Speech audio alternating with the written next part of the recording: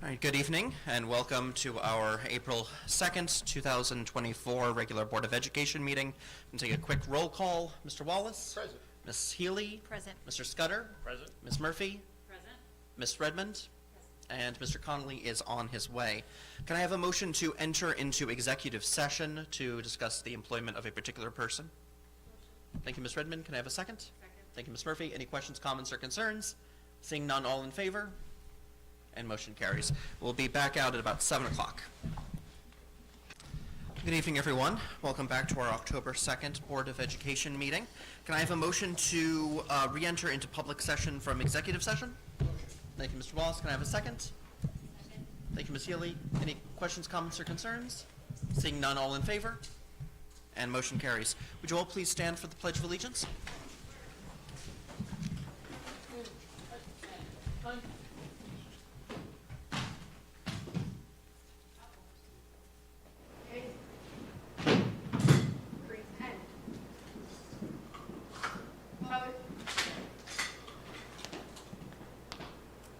I pledge allegiance to the flag of the United States of America and to the republic for which it stands, one nation, under God, indivisible, with liberty and justice for all.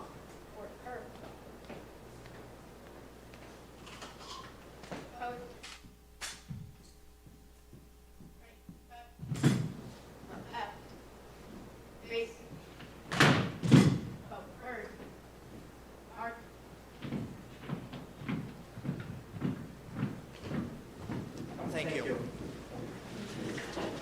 Before we have our NJROTC presentation, the students who are over on the right-hand side, I'd just like to, read a statement specifically about this month, which had been shared previously by Ms. Pedicic, but now that it's the beginning of April, which starts the month of the military child, in which we will celebrate our service members, veterans, and military-connected families for their selflessness, courage, and sacrifice in the defense of our safety and liberties.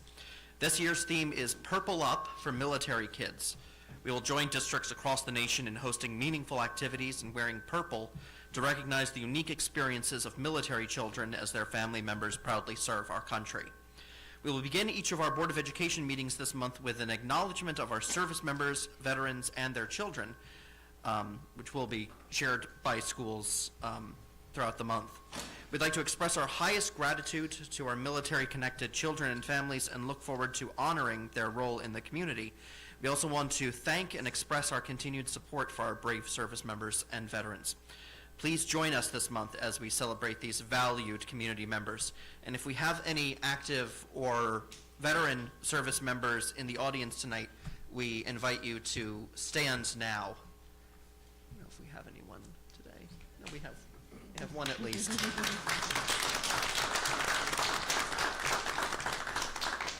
Thank you. Ms. Murphy.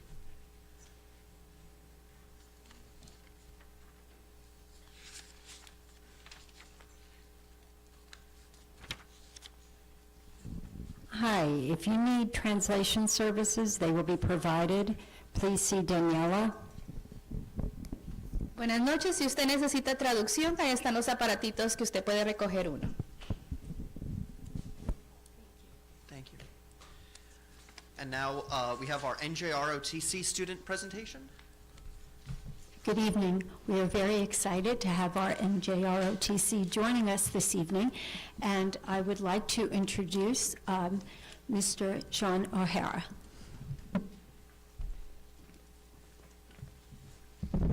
Hello, good evening, everyone. I'd just like to thank you all for taking a moment from your meeting to recognize our Riverhead NJROTC. And at this time, I would like to invite Riverhead High School Senior and Company Commander Morgan Stromsky to share with you some highlights and accomplishments from the 23-24 school year so far.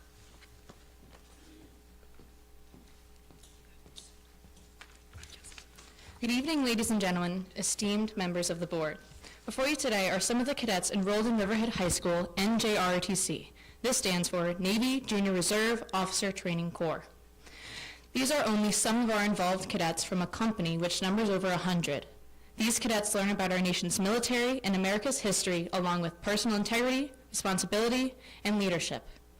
NJROTC presents amazing opportunities to students from 8th grade to 12th, with options to continue through college, which I myself am pursuing. I'm planning to attend University of New Haven and join their Army ROTC program, or to enter the active service as an increased rank or non-JROTC student.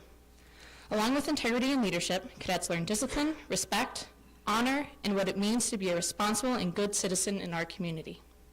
Our cadets participate in numerous community service events, which help out the Riverhead Rotary, Riverhead VFW, and our own high school, and so many more community organizations based in Riverhead. Altogether, our cadets have volunteered over 400 hours of community service this past year. In the classroom, cadets learn basic military drill, how to properly wear a military uniform, current events, important life skills, and general military knowledge.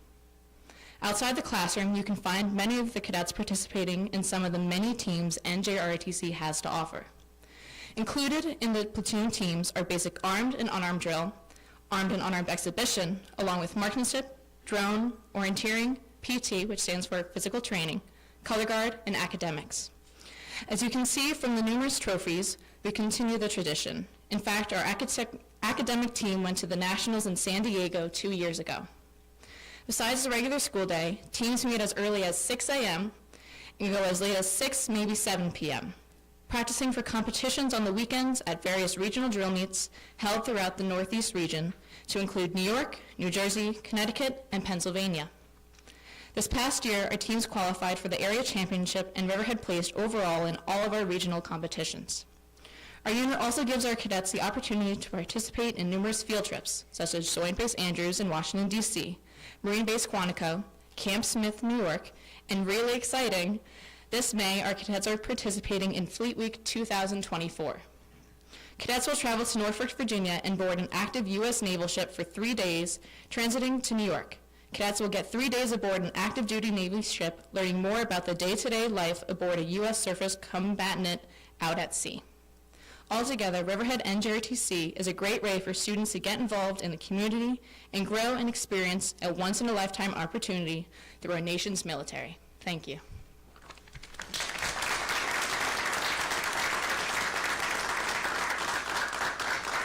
Thank you, Morgan. The Board of Education and Ms. Pedicic would like to present the Riverhead NJROTC their certificate in recognition of all the unit's achievements, exceptional leadership, and community service for the 23-24 school year, which you may display in your classroom if you would like. And once again, thank you, Morgan. Thank you to Commander Chiaro, Chief Decker, and thank you to all of the students of our NJROTC. We're all very proud of you. Thank you.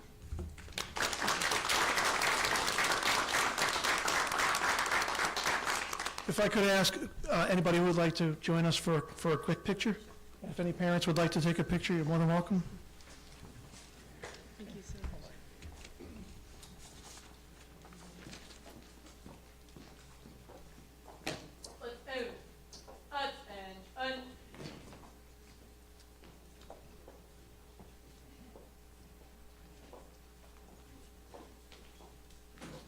Find a window.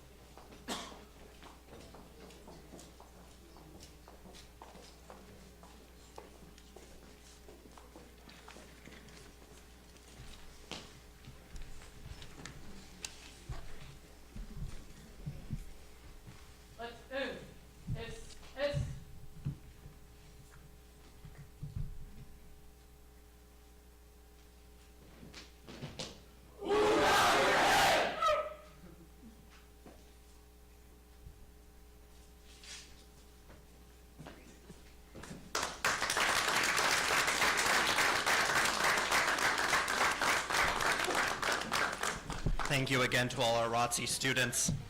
Next we have our superintendent report, so I'll hand it over to Ms. Pedicic. Yes, I'm going to waive my report this evening so I could turn it over to my colleague, Dr. Marianne Cardisano.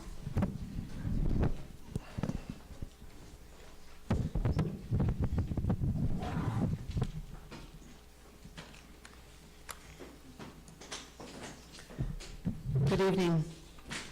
I think last week it was Little Mermaid, which was impressive, and NJROTC certainly is no second, so we're very proud of them.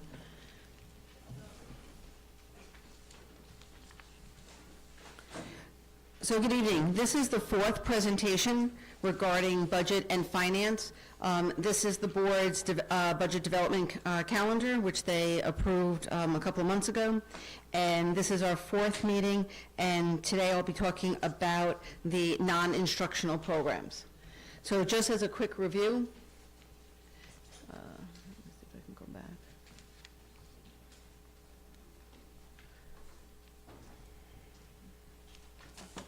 I am not sure why this continues to give me a problem, Robert. Can you help me out for a second?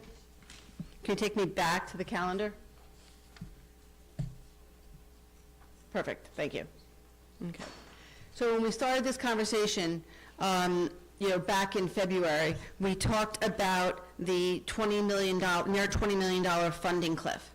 And we discussed that these were grants that the district was awarded, both federal and state, having to do with COVID.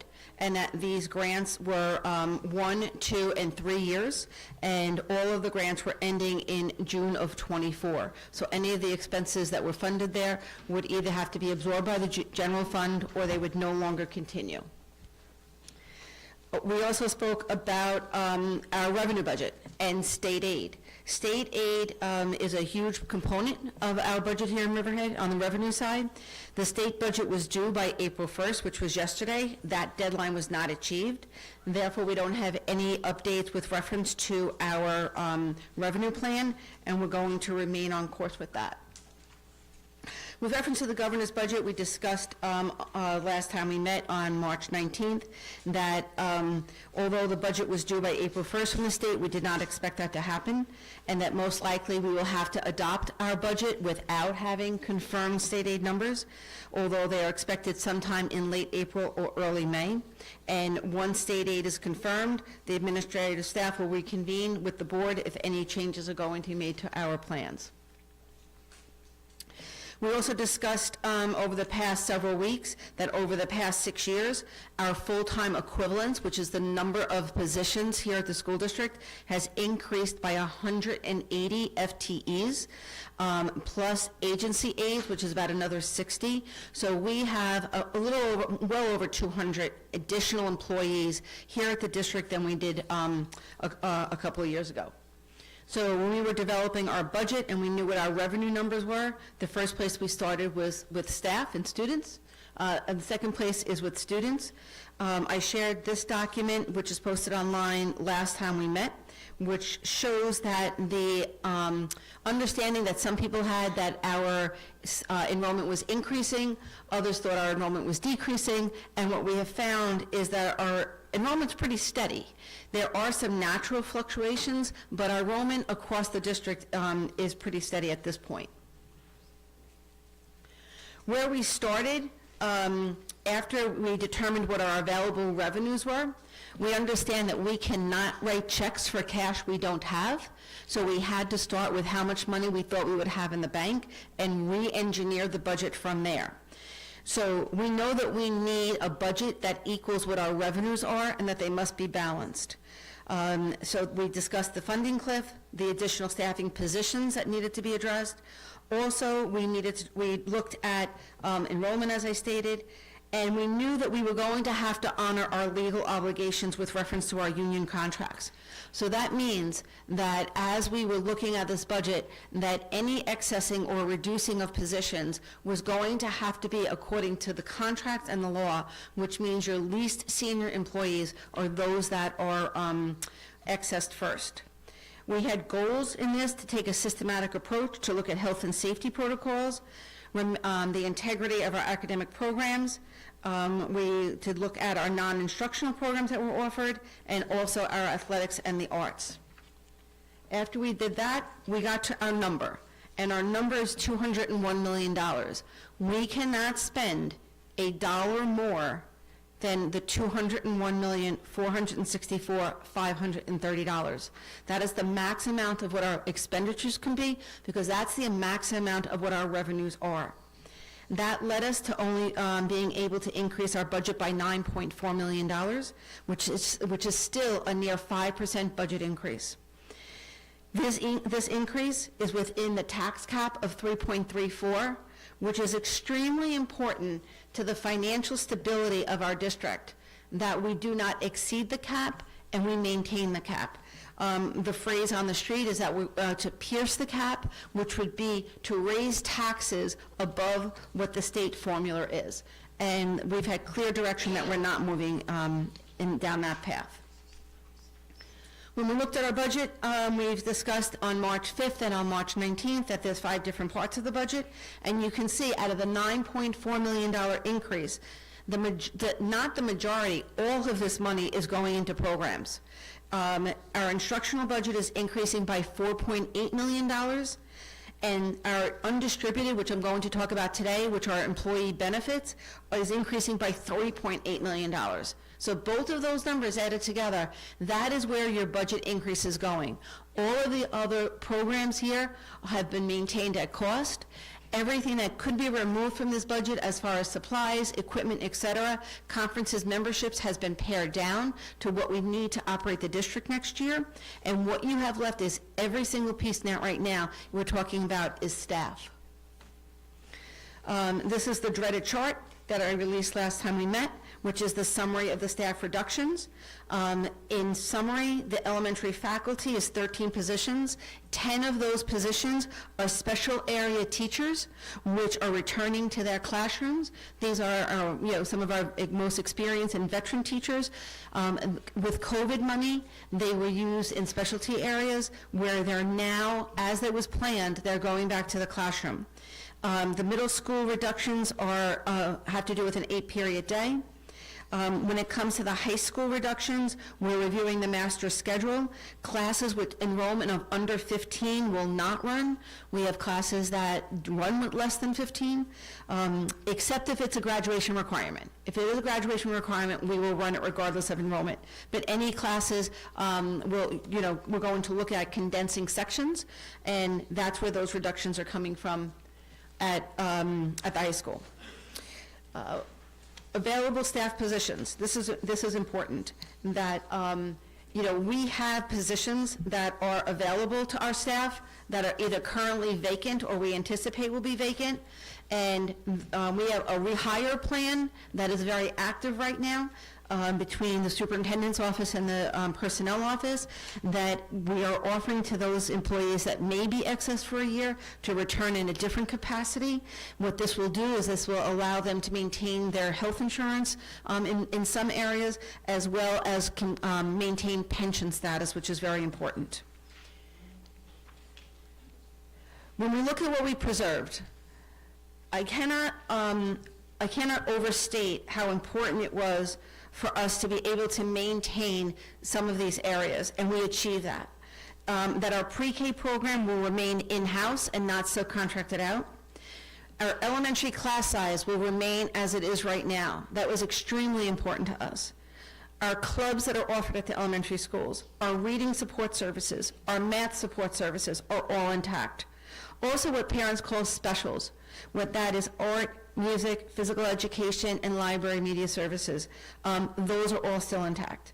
And in addition, our commitment to information technology at the elementary level.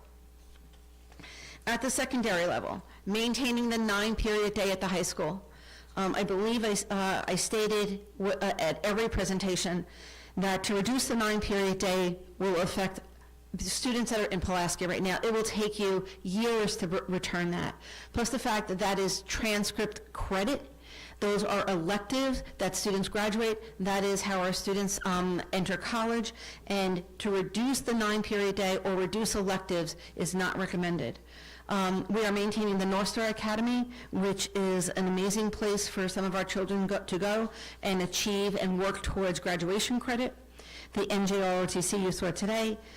Summer school for credit recovery. This is extremely important when it comes to graduation.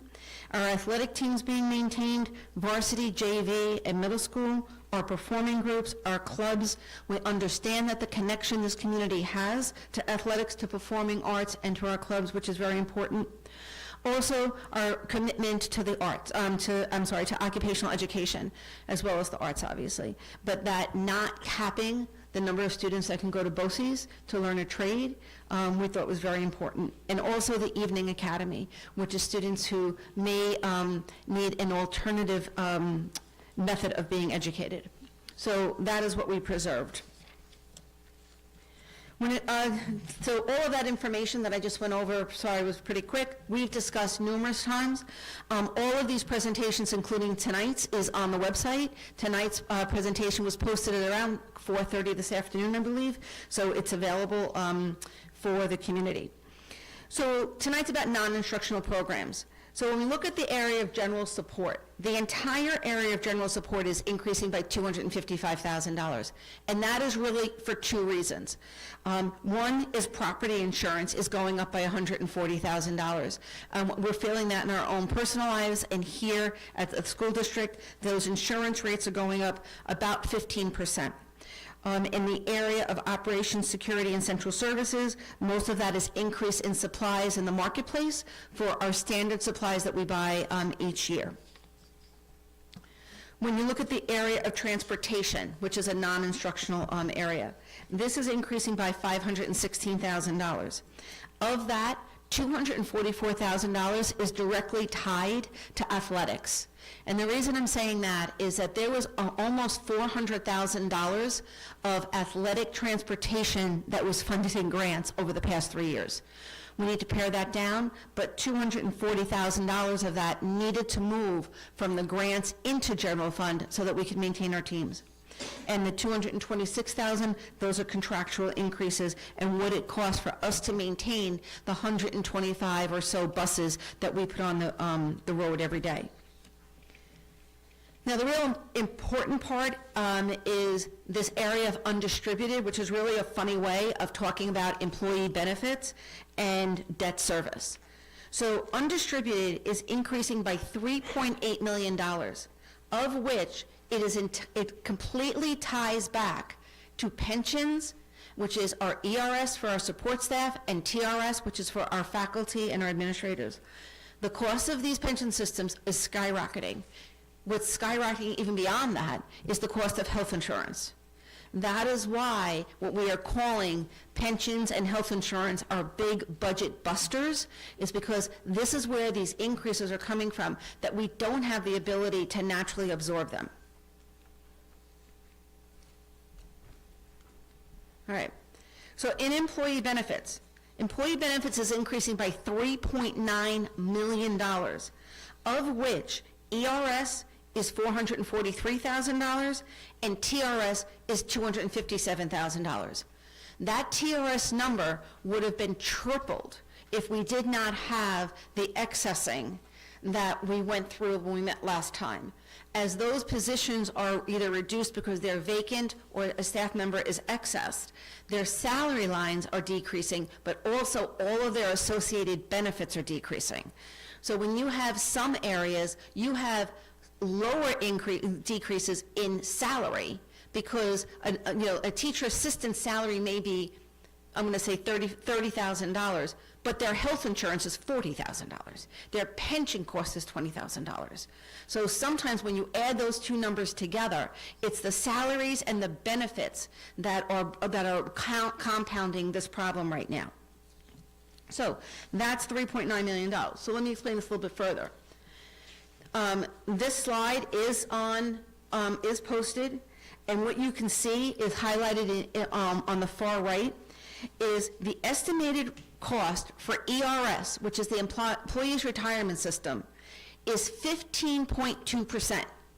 So that means although the employee contributes to their pensions, that's basically capped. The employer is not capped.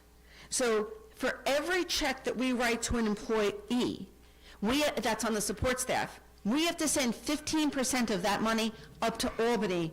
That Albany sets these rates, and these are on someone's salary, on their overtime, on their double time.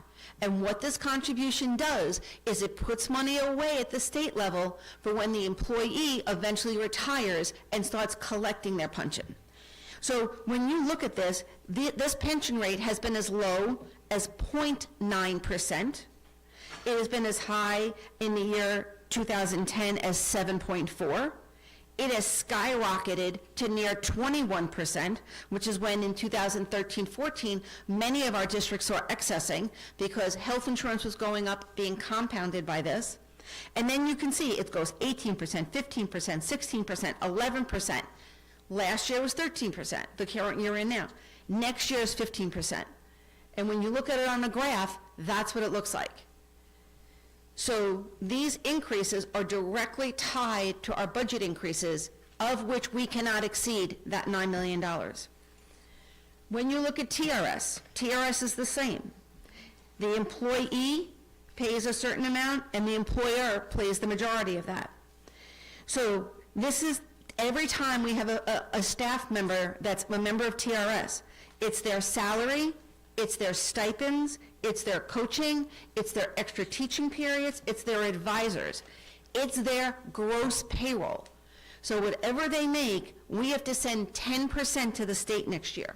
So what does that look like? That's what that looks like. So we had some better years in 2010 when it was 8%. We had some dramatic years when it went up to 17%. And now for next year, the estimate is at 10%.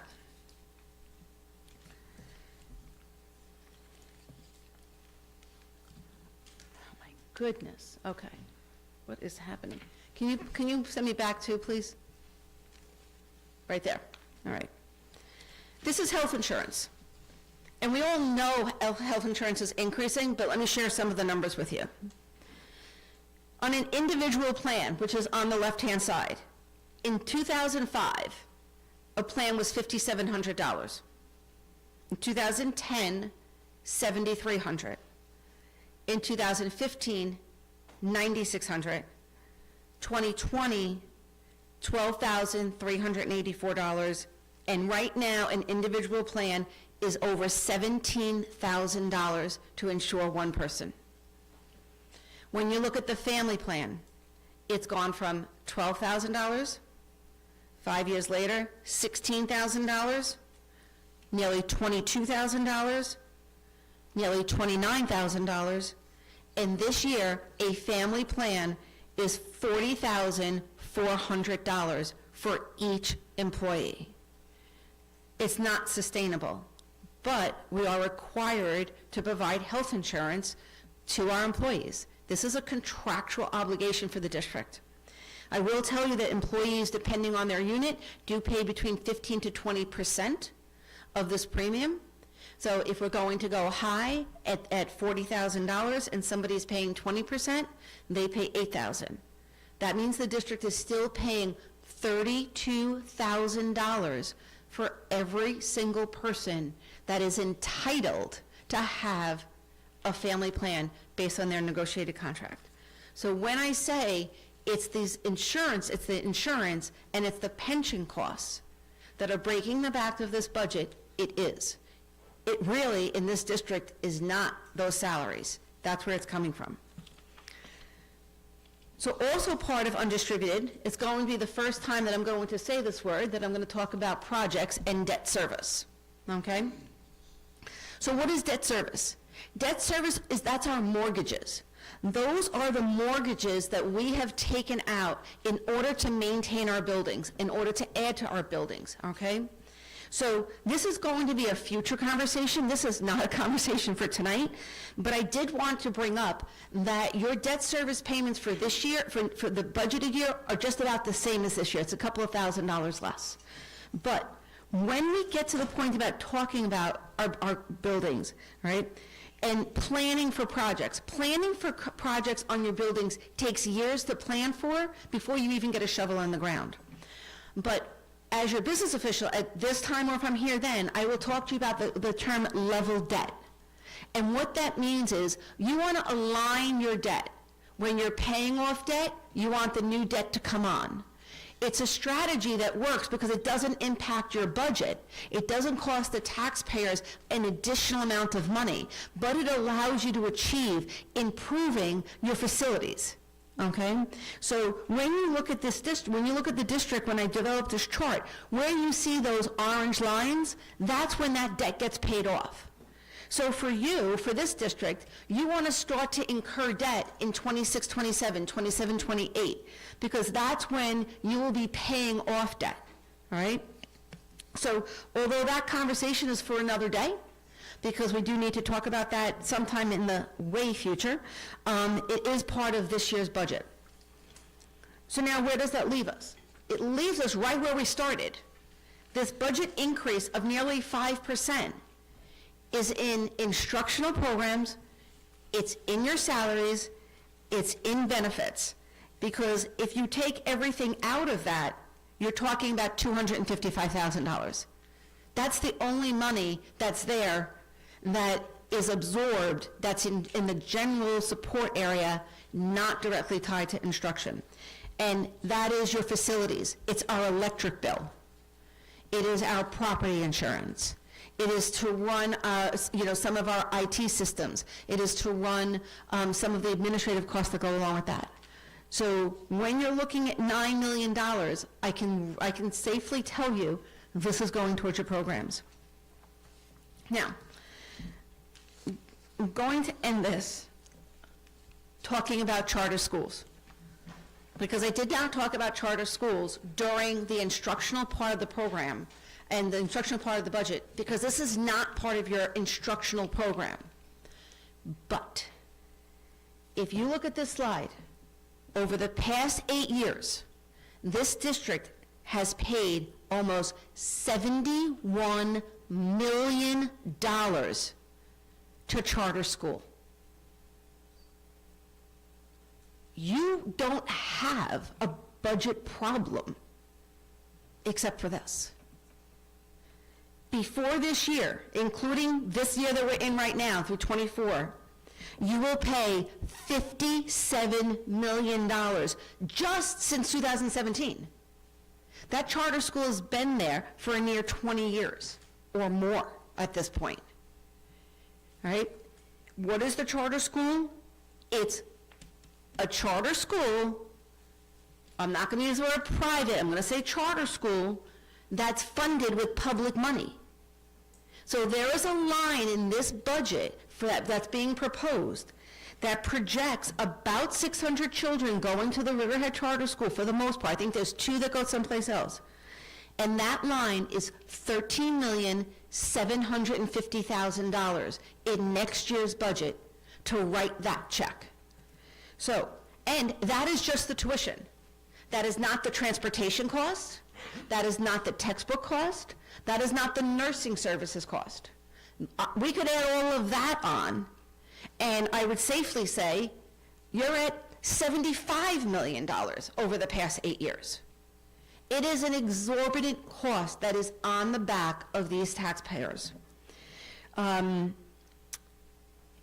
know that this district, this board, and your unions have been very focused on this.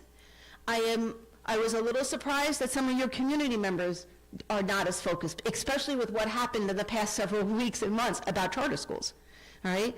Because the impact that it's having is so devastating to you financially, all right? What happens if we don't pay the bill when it comes in? The state goes into the state aid check and takes it out and sends it to the charter school. So there's no, we're not going to pay the bill. There's no redistrict them and make them go someplace else. This is educational law. Our attorney is here if anybody has any questions about it, but without a doubt, this is really devastating, because quite honestly, if you had $14 million more, just imagine what we could do. If you had half of that, just imagine what we could do. Okay? So some important dates, this is how we wrap up, is that the budget hearing is May 14th at 7 p.m. at Riverhead High School, and the budget vote, which is the universal budget vote date in New York State, is May 21st. We vote here at our 4 elementary schools between 6 a.m. and 9 p.m. Okay? Before I pass this on, address any questions of the board, I do want to tell you that, what I said to you when I came to you in February and when I met you in October, is that I would bring you a budget that had a wealth of information. All of this information is posted online. Tonight's presentation is there. We have added the slide on enrollment, updated, and we've added the slide on its own that says charter school in case someone is just looking for that information. And I can tell you, this financial plan is based on trend analysis, it's based on projections, it's based on forecasting. The one thing that this budget is not based on is hope. Hope is not a financial strategy. So hope is not something that you can say, well, we hope we'll get this, or we'll hope that the grant will be extended. You cannot write checks for money you don't have. So at this point right now, when I've said that hope is not a strategy, what is a strategy is doing a financial plan that is based on the data that we have supplied to you. So, does the board have any questions for me? Do we have any questions? Board members?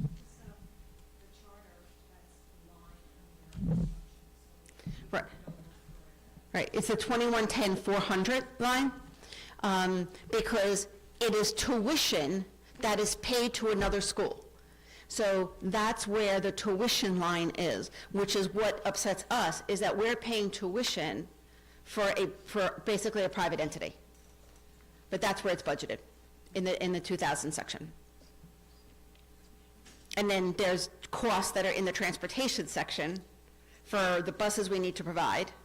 And then there's costs in the 2815 section, which is nursing services, because we need to provide nursing services there. That's just the tuition line.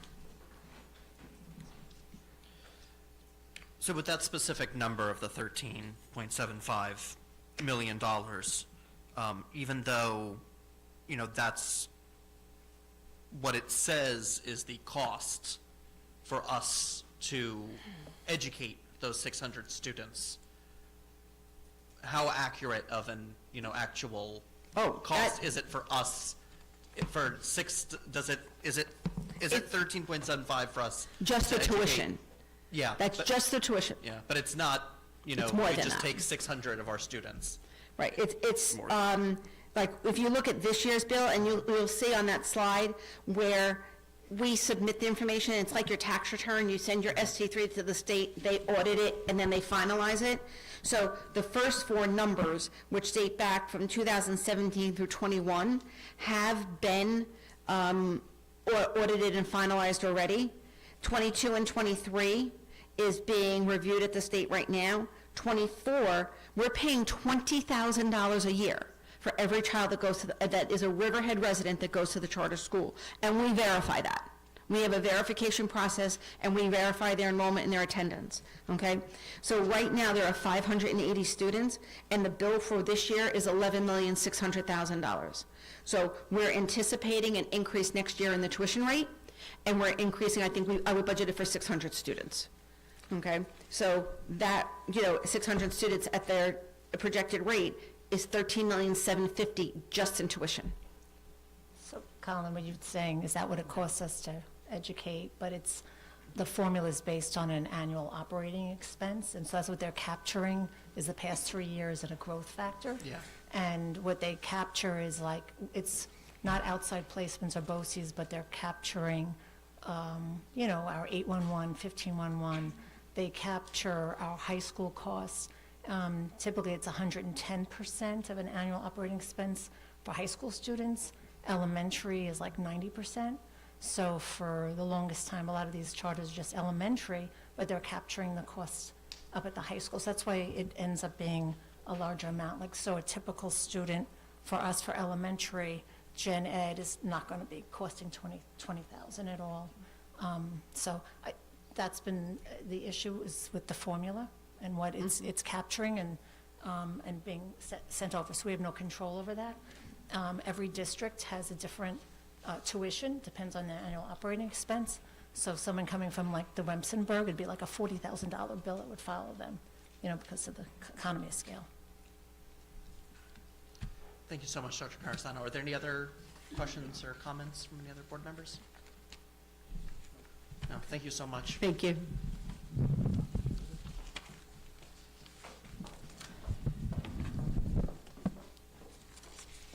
Do we have any other comments for superintendent's report? No? Perfect. So we'll go along to letter D, public comments on agenda items. This is just for items on our agenda. Do we have any public comment? Hi, my name is Kathleen McCora from Aquabog. I want to take this opportunity to ask you all to consider voting in a permanent do no harm for this district for Regents exams. I know the first reading of the new policy is on the agenda tonight. I was part of the committee tasked with coming up with a recommendation for the board on how to weigh our Regents exams, and I still feel it is vitally important to consider all voices, not just those of a few hand-picked members. We must recognize for many students who fight the entire year to earn a good grade, factoring in this one exam weighted at 10% can still have far-reaching effects on their GPA. Your job in setting policy encompasses all students, both those struggling and those succeeding. Mrs. Murphy, at the last meeting, you spoke of de-incentivizing our students if the board adopts a do no harm policy. While I understand that running a school district is indeed a business, that terminology both saddened and angered me. That kind of corporate jargon can quickly make one forget that you are voting for a policy that affects children, not a corporate bottom line. First, students know they need to pass the Regents to graduate. That is an inherent motivation for many students. Second, a do no harm policy will continue to provide motivation for students to do well on the test while not causing collateral damage to those with test anxiety or other issues. I'd hate to think that 2 hours on a Tuesday when you're 13 can keep you out of a top-tier college because of a vote that you all will make. Another point raised is it's a softening of expectations post-COVID. This has been a discussion that has been brewing for many years. I was one of the committee members when this was debated hotly many years ago.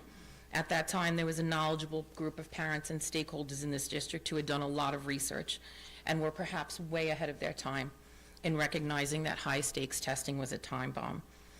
The Board of Regents, State Education Department have instructed districts to not count Regents as part of a student's GPA. It is ironic to me that they write the exams and administer the exams, but they don't stand behind their results. It was announced in the very near future that there will be different pathways to graduation that will not rely so heavily on Regents exams. They themselves appear to be realizing that these tests are not where the future lies. Those exams have never been fair, and they have never been equitable. Mr. Gassar made an extraordinary statement about his position, and it speaks volumes to the gravitas of this vote. So I strongly ask you to consider voting in a permanent do no harm. For once, I think it's important to be brave and forward-thinking, and for us, do for our students, which so many districts have already done. Give them another tool that will let them qualify for scholarships, graduate on time, and let them know that their Board of Ed has their best interests at heart. And please let our future be better than our past. And one more quick thing, precarious time here. Every board meeting is doom and gloom and budget cuts. We have a population looking for any reason to vote no on this budget. I challenge you to be the board member who spearheads a movement and votes in a policy change that has been a long time coming. It is a policy change that will benefit all of our students, harm none, and not cost a dime. And which one of you will stand up and say, I voted to harm some of our students? Thank you. Thank you, Ms. McCora. Do I have any other public comments on agenda items? Seeing, oh, Hi, Christina Falsetta from Aquabog. I just have 2 points that I'm a little confused about. I heard that we have a roughly $201 million proposed budget and we can't spend $1 more in the beginning, and that the elementary class size will remain the same, and that was extremely important to us, is one of the points. The other is that transportation is increasing by 5.6%, which is roughly $516,000. Why I'm confused about this is because a group of parents had a meeting last week with superintendent and Dr. Carasano, and we learned about the dismantling of the dual language program, which we learned the district has spent well over $1 million on already. And at that meeting, when asked about how the district plans on complying with the bilingual education law now that we have accessed most of our Spanish-speaking teachers, the answer was that we are going to bus the roughly over 200 Spanish-speaking children from the other 3 school districts to Phillips Avenue. So I'm not sure how we can keep elementary class size at Phillips Avenue the same. That doesn't seem possible. I also don't understand how our transportation cost is not going to be increasing more if we plan on busing over 200 kids out of their zone district. since this is not a consent or agenda item. We'll discuss this afterwards in the public. Well, I guess transportation was on there, right? Why is it 5.6%, but we're not taking into consideration the cost of transporting roughly 200 students? Yeah, that's so this is just comments based on the consent agenda and the new business items that we have. Oh, and transportation is not one of the new business items that was just discussed? It's not, so that's just a presentation. So afterwards, when we have the full public comment, we take general So- comments at that point. Today, we're talking though. Yes. Okay, got it. Yeah. Sorry, my bad. Okay, that's okay. But we'll address that right when that happens. Any other public comments on agenda items? Seeing for agenda? Perfect. The first one's from Jackie Ventimiglia from Riverhead. It's about the dual language. Is that part of, she put agenda? That's- Okay, we're yeah. going to move that one down. The next one is about the regents waiting. It's from Allison Matway of Wading River. To the Riverhead Board of Education, I am quite disheartened at the way the Regents Waiting Committee was formed and came to a decision to not enact a do no harm policy for our students. I have been asking for such a policy for years now. In fact, I have asked to be included as a parent member on this committee, but was told no by Dr. Galati, who stated that the committee had parent representatives. There were two. Despite the two parents voting for a do no harm policy, they were outnumbered. This was my first disappointment. While lowering the percentage to 12% is progress, in years past no one was willing to budge from the counting them at 20% of the students' final grades. It does not go far enough. As everyone should be aware, these tests are no longer counted based, but are instead standards based, unlike other tests given to our students. In addition, a scaled score is determined such that students can get a range of point scores that may be converted to the same score, sometimes down. Even the state education department, including multiple education commissioners, have indicated that they don't believe these tests should count towards a final grade. In fact, the state education department is currently working on providing students with multiple pathways to show proficiency rather than simply a standardized test. Disappointing to see Riverhead continuing to consider only test scores. You also should be aware that standardized tests often reflect students' socioeconomic status more than what they actually know. Research shows that there's also a racial component to poor test scores, which isn't considered either. Not everyone is privileged enough to be able to afford to pay tutors in order to score higher on Regents exams. In addition, even some districts with higher socioeconomic status than Riverhead have decided on a do no harm policy, which means our kids are being graded differently than they are, which can further negatively impact their competitiveness when applying to college. Yet another disappointment. Regents exams make it necessary for teachers to teach to the test. This makes flexibility and review difficult because a lot of material needs to be covered quickly. In my mind, this takes the creativity and excitement out of teaching and learning. And now that there is legislation pending that will no longer count these tests against a teacher's performance as part of APPR, why are we still counting them against our students? Disappointing. Standardized test scores are the reason Riverhead School District is considered a target district by NYSED. Had we convinced more people that the 3rd through 8th grade standardized tests were so flawed that they should opt out, we wouldn't be in the position we are in. But no one listened then either. Now we are in a precipice. We can continue doing business as usual and punish some of our students because of standardized Regents test scores, or we can choose to do no harm to all of our students and truly make learning more meaningful. I think this board should consider the latter. Thank you. Thank you. So going on to our consent agenda, do I have a motion to accept our, to approve our consent agenda? Motion. Thank you, Ms. Murphy. Can I have a second? Thank you, Mr. Connolly. Any questions, comments, or concerns?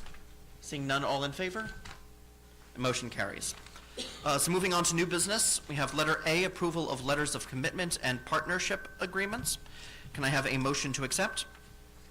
Thank you, Mr. Wallace. Can I have a second? Second. Thank you, Mr. Connolly. Any questions, comments, or concerns? Seeing none, all in favor? Motion carries. Letter B, approval of stipulation of settlement and resignation. Can I have a motion to accept? Thank you, Ms. Healy. Can I have a second? Second. Thank you, Mr. Connolly. Any questions, comments, or concerns? Seeing none, all in favor? And motion carries.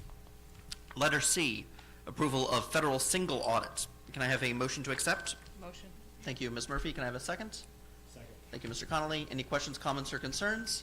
Seeing none, all in favor? And motion carries. Letter D, approval of new substitute clerical positions. Can I have a motion to accept? Motion. Thank you, Mr. Connolly. Can I have a second? Second. Thank you, Mr. Wallace. Any questions, comments, or concerns?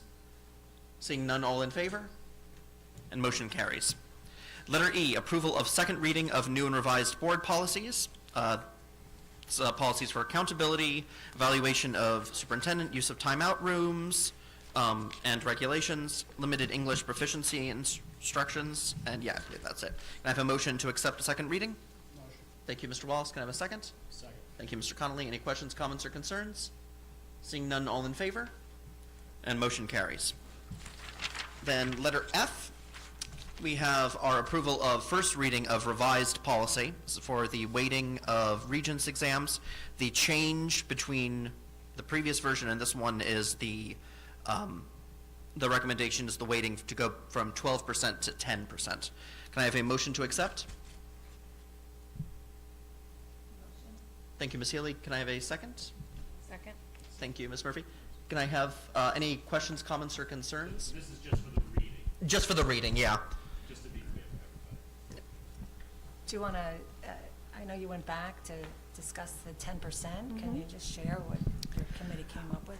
We did, and we did take into account not only the committee that had met with, as Ms. McCord had said, the parents, students, and faculty. Throughout this process, we have been in agreement that we felt that 20% was excessive, and that this policy needed to be addressed. It should be noted that we were able to gather information from 40 of the surrounding Suffolk County districts. And just to get a sense as to what other districts are doing, what their policies are, and only 6 of these districts, the Riverhead included, require that the weighing policy be determined through the Board of Education. It's actually more typical for it to be a superintendent's decision, which I found interesting. There's only six only? Out of 6, yeah. So 6 have it's a. And us included, actually. Wow. Yeah. So, oh, sorry. A little too Maybe close. let me. Oh, it's you. You're interrupting me, as usual. And so I think what I do appreciate is the district being willing to meet with students, to meet with parents. But I do think that process, from what I gather from people would have liked to have seen it be a little bit more diverse, more students, more parents, and I understand that. We are at a juncture where we do have to make a decision at a certain point, though. And hearing from various teachers that they feel that students will not put the same degree of effort into preparing for the exam if it does not count for something in their final grade. Out of the 40 districts that were surveyed, and this was as of March 22nd, 2024, 26 of those districts weigh the Regents exam between 10 to 12%.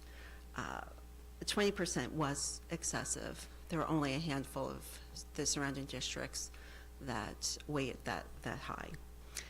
And you're right, New York State does not recommend that it be included in the final grade, and the Blue Ribbon Commission as well.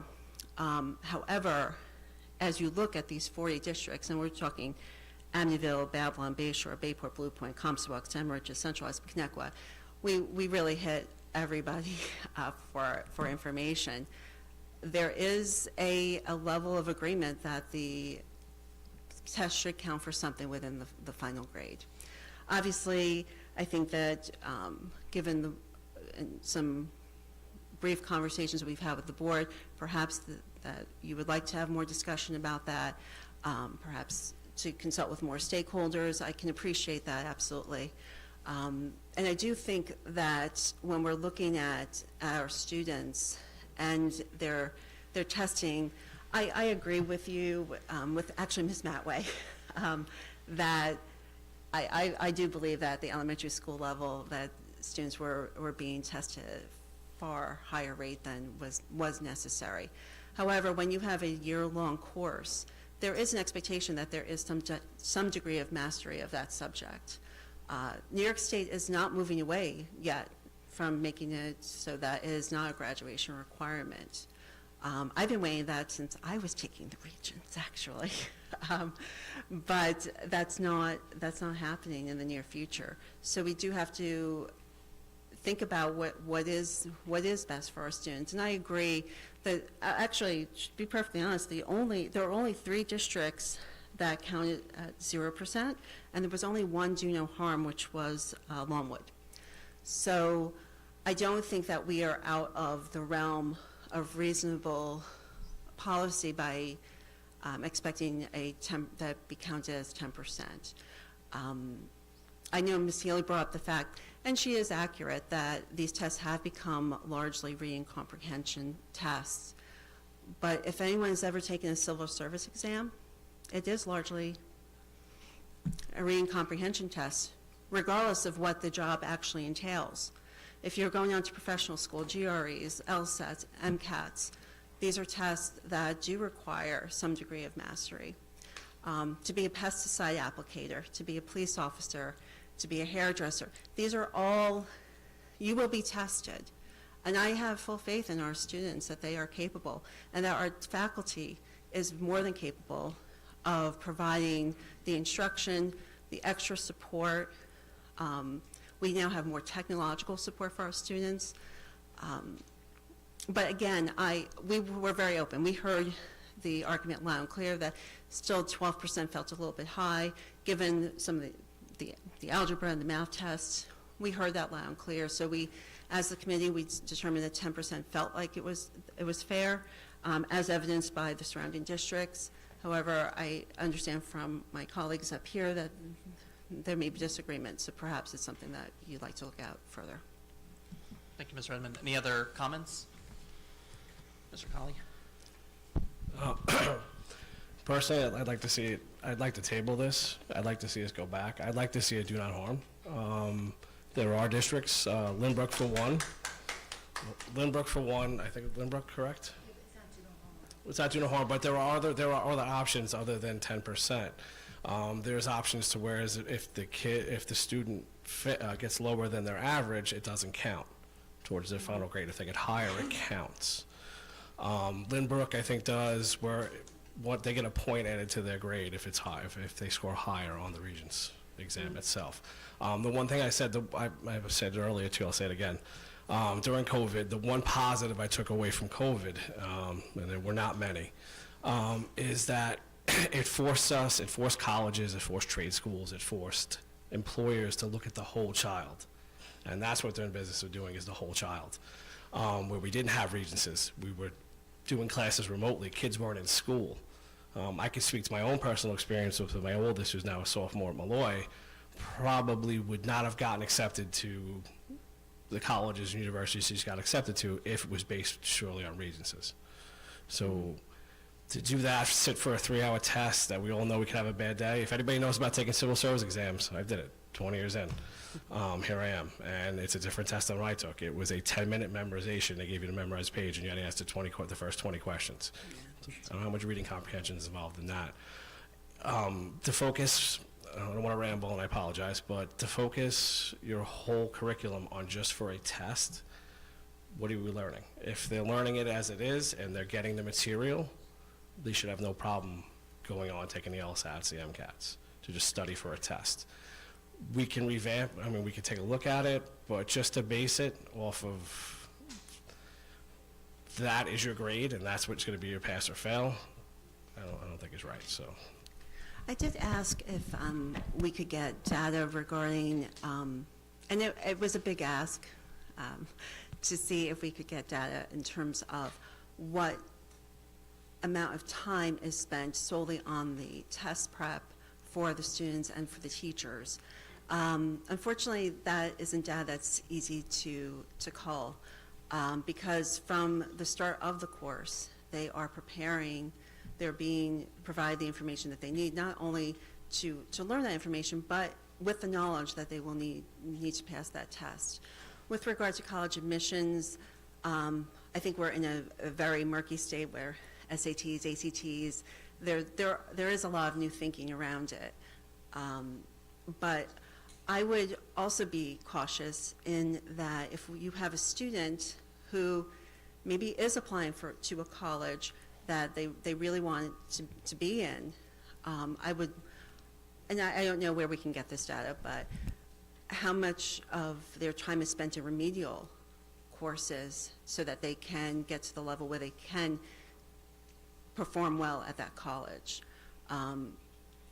That's a cost to the student when they have to do an extra semester or an extra year of college because they were not yet prepared for that content. Again, I don't know, Jim, if you have anything to add, or Colin, who were part of the committee, but I'm.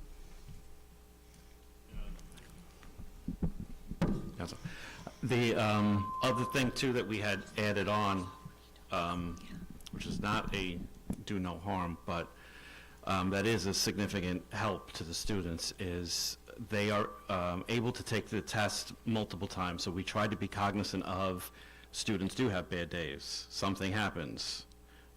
You know, God forbid something in the family happens, dog passes away, something, bad car accident.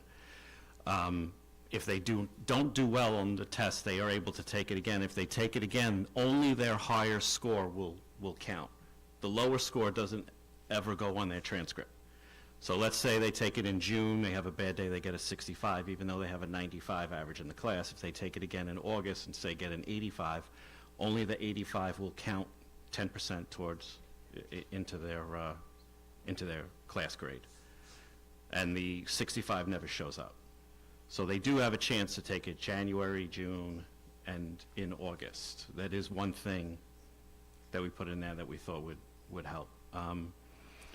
You know, we really just tried to look at, as Mrs. Redmond said, what other districts were doing. And it did hold between the 10 and 12%.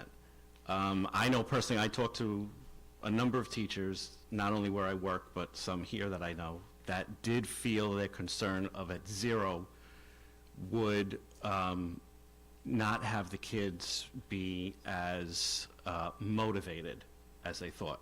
They could be wrong. It's also on an individual basis. Some children are going to be motivated no matter what, and some need that motivation. You know, so personally, I just went by what I felt from other teachers.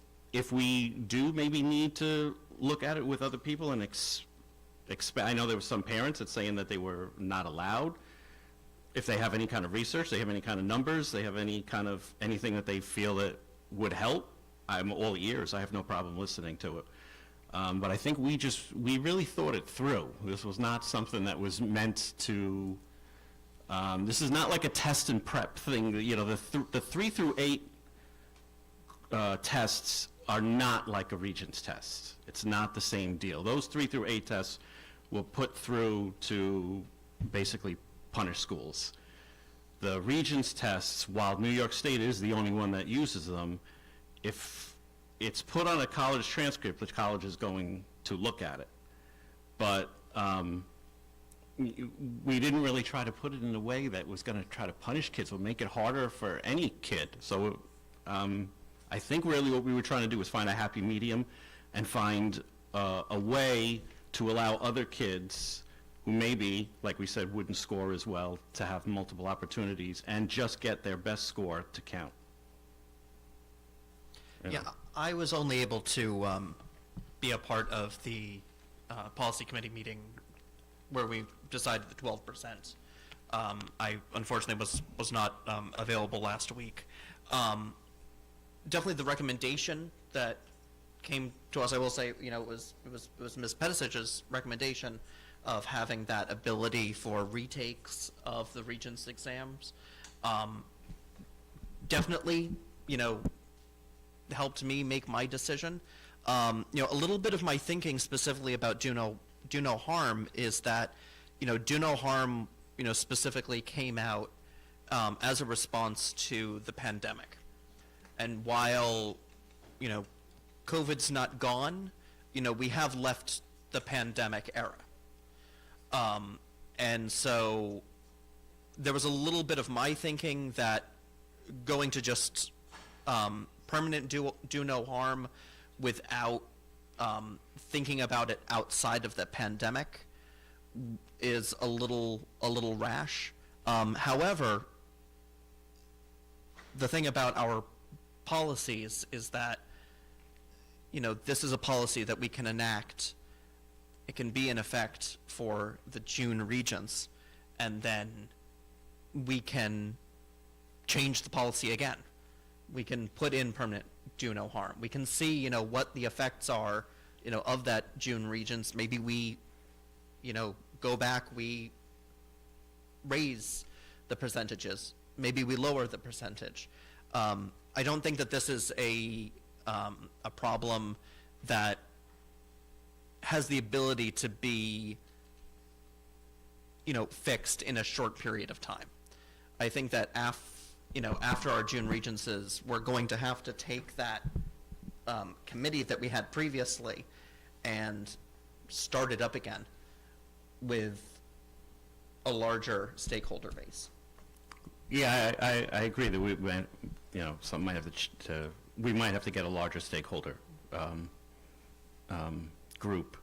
I think we want to try to get as close to being right now, though, because there are going to be students that are going to take it in June, and we want to get it as close to being as correct as we can. I think the one thing that is good, like Mr. Palmer said, is we are moving away from test and punish. It is not, you know, it is something that teachers have been screaming from the top of the hill for a long time. We're not making widgets. These are people, and people are individuals, and children are growing individuals. And, you know, with an individual, it is going to be hard to come up with something that is going to fit everybody, because there's not going to be something that's going to fit everybody. So the idea was to try to find some way where you're going to do no harm to some are going to be helped, and the majority are going to fit right in the middle. And that's where we felt the 10% was, with the ability for them to take the test multiple times to get a better grade. But it may come a time where the Regents is no more in New York State, and then we got to cross that bridge when it comes.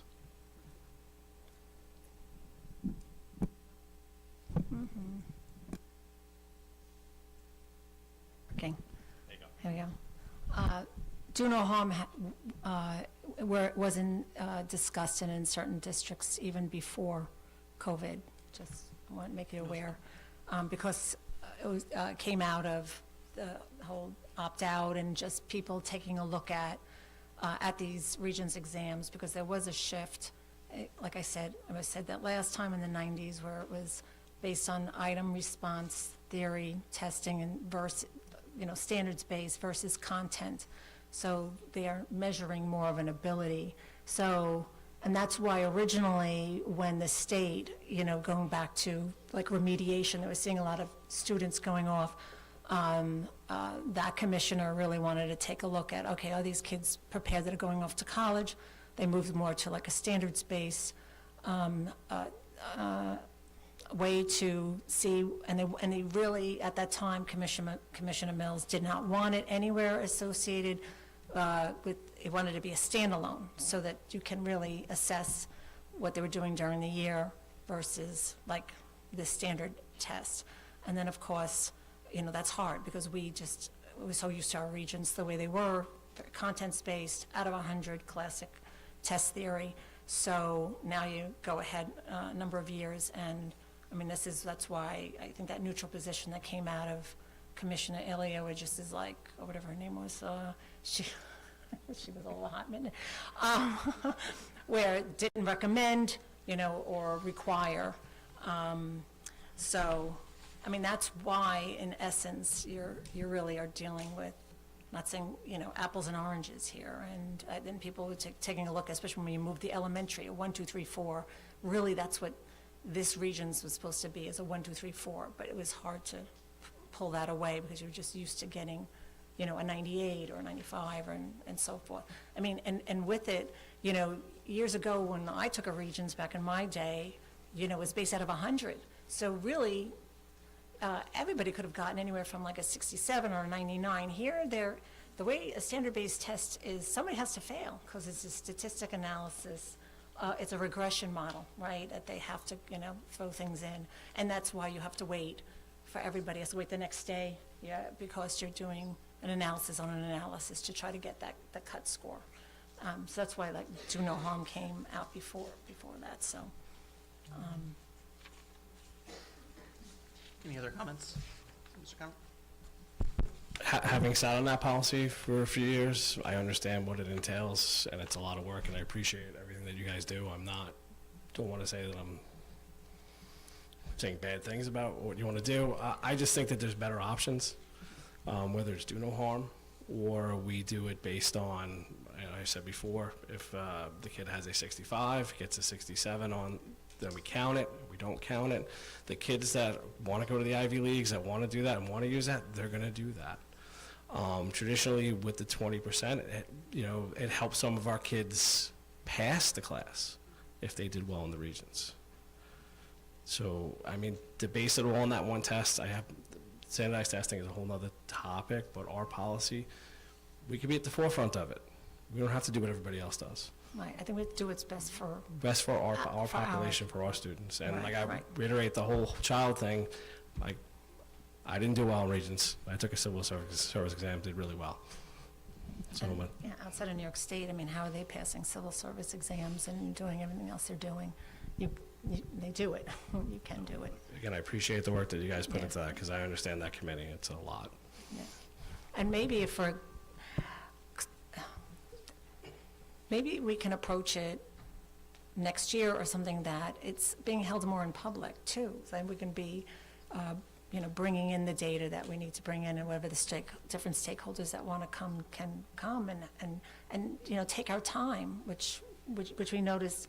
I watched Limbrick do, and I think somebody else did, and some others that took their time, brought in a panel. Colleges gave their feedback, or you can just go online and watch Limbrick's, because you get a whole lot of information.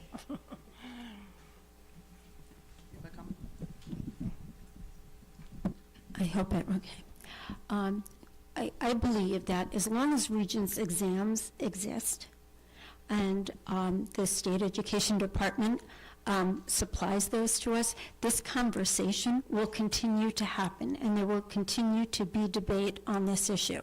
I want to point out that during COVID, Regents exams were made exempt for many students. It wasn't just the no harm policy. They did not administer the Regents exams to students. And so this was an opportunity for the State Education Department to really look at it carefully because of COVID and whether they wanted to continue with the exams. Obviously, school districts have been debating the issue of the no harm policy for a long time. One other thing I just want to point out is that anything that's on a transcript, a college is going to look at. So if a Regents exam is on a transcript, it will be looked at. If you supply SAT scores, they will be looked at. ACT scores, the same. Achievement scores, all of that will be looked at by a college. Whatever you supply to them will be evaluated.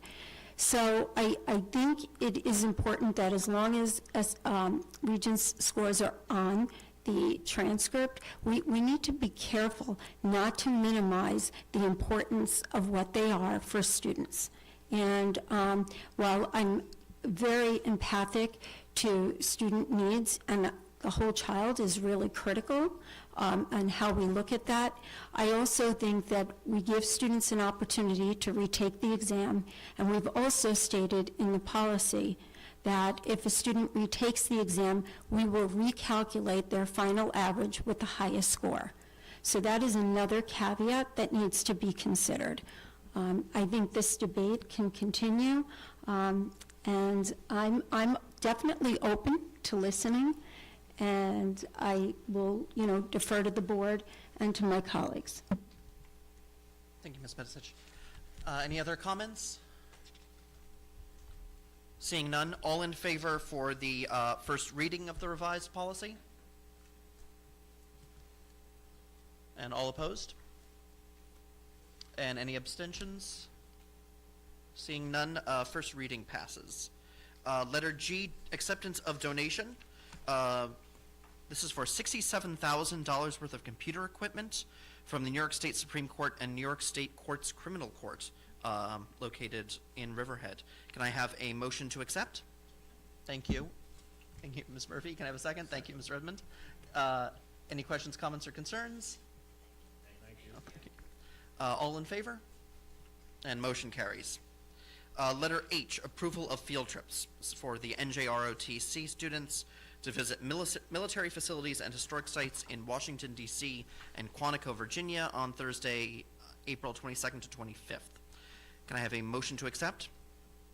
Thank you, Ms. Murphy. Can I have a second? Second. Thank you, Mr. Connolly. Any questions, comments, or concerns? Seeing none, all in favor? And motion carries. Moving on to opportunity for board members. Do we have any board committee reports? Just have one quick one to read, which is from the Policy Committee of last week. On March 25th, the following members of the Policy Committee were present: Ms. Cynthia Redmond, Mr. James Scudder, Ms. Cheryl Pesich, and Dr. William Galati, specifically working on the 4711 weighting of Regents exams. The Policy Committee is in agreement and recommends to weight all Regents examinations 10% as opposed to the current weight of 20%.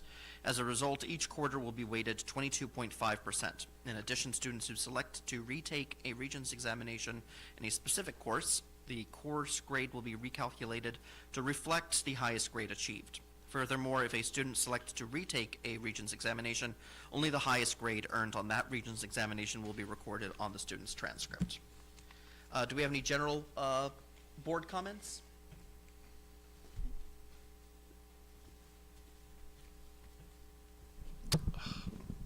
There we go. I would just like to say that today, April 2nd, is World Autism Day.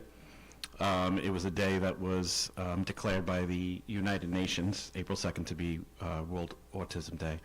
And it's just to showcase the special abilities that our autistic children have, to celebrate them, to recognize them, to recognize the successes that they have, that autistic children have, and all the things that they have accomplished. So, just wanted to say that. Any other board comments? Seeing none, we'll move on to opportunity for RCFA. Online comments? The RCFA sent a message saying that the association chooses to yield its time this evening. We have opportunity for RAA. I received a message from RAA saying RAA has no comment at this time. Thank you. And opportunity for CSEA.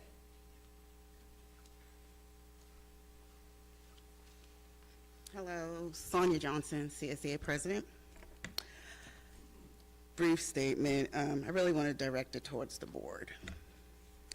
Just reiterating from the last meeting. We're in negotiations right now with the district. Our next meeting is April 18th. We know that we have a lot of proposals on the table. But just recently, we shared our proposals with our members, and we also shared the reaction, your response from the district, the counter offer. And needless to say, our members were not happy. We know that money is budgeted for our non-instructional units. So we just want to ask you, please look over our proposals again, please, and we just don't want to be forgotten in the process. Thank you. You're welcome.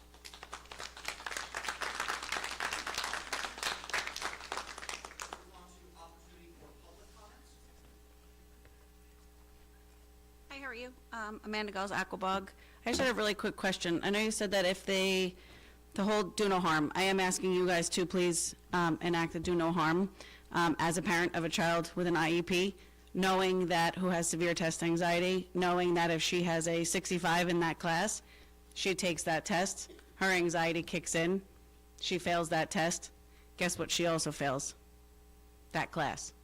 It's not that she doesn't know, well, I know, but that she fails for that, but it's not that they don't know and they don't know that that test doesn't mean anything and that they're not striving to get a good grade on that test. I don't agree with that. I had trouble passing the Regencies when I was in school. I was the valedictorian of my nursing class. I took many civil service tests myself. I just believe that it's one test does not make a child. So I just wanted to say that. Okay, thanks. Any other public comments? Yeah, absolutely. So we had a previous comment before. Sure, I could re-ask it. Apologies, I'm fairly new here. So, yeah, my question had to do with the numbers in the presentation. So I heard that we can't spend $1 over our current budget of the roughly $201 million, right? And our transportation is currently budgeted at a 5.6% increase. But it doesn't seem like that's taking into consideration the costs that are going to stem from dismantling our dual language program. So I'm wondering what the actual transportation number is that's going to increase and how we're going to fund that if we can't go $1 over the current budget.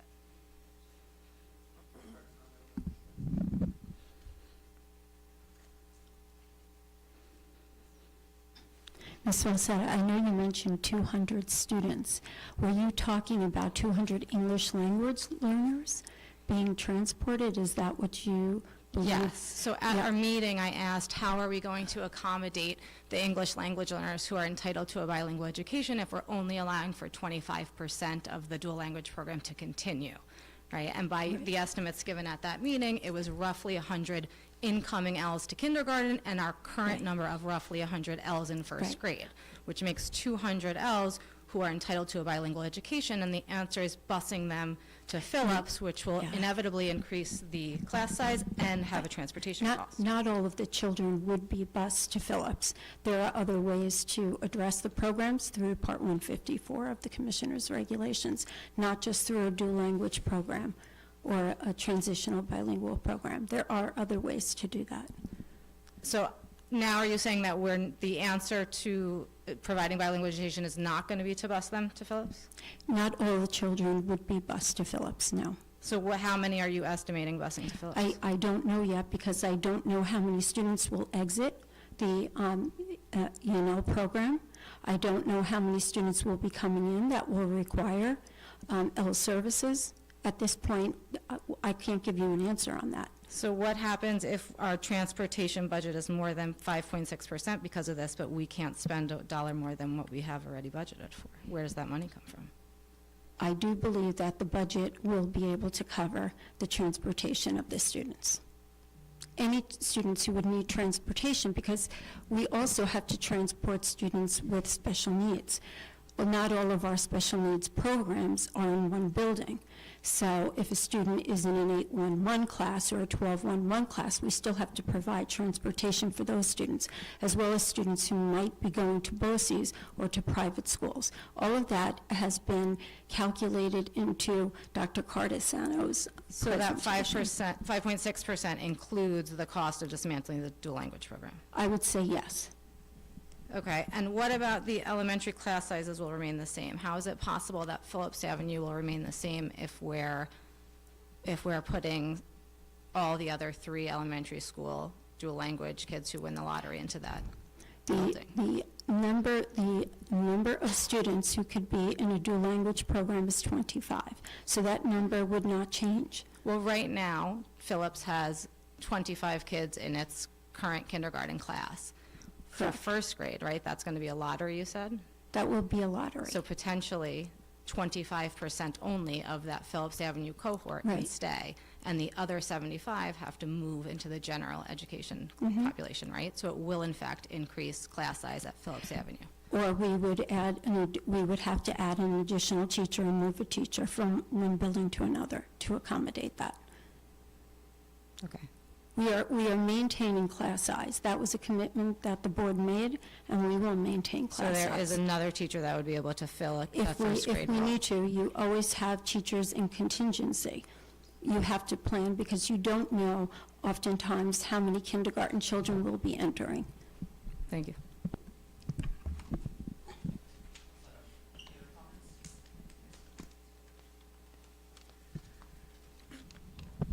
Hi, my name is Kimberly Wilder. I live on Osborne Avenue. I'm the coordinator of Riverhead Area School Info, Riverhead RASI. I want to thank our district and state for working together to make sure that every 4-year-old in need in the district can receive UPK, free universal pre-kindergarten. Parents should apply as soon as possible. The deadline started, as you know.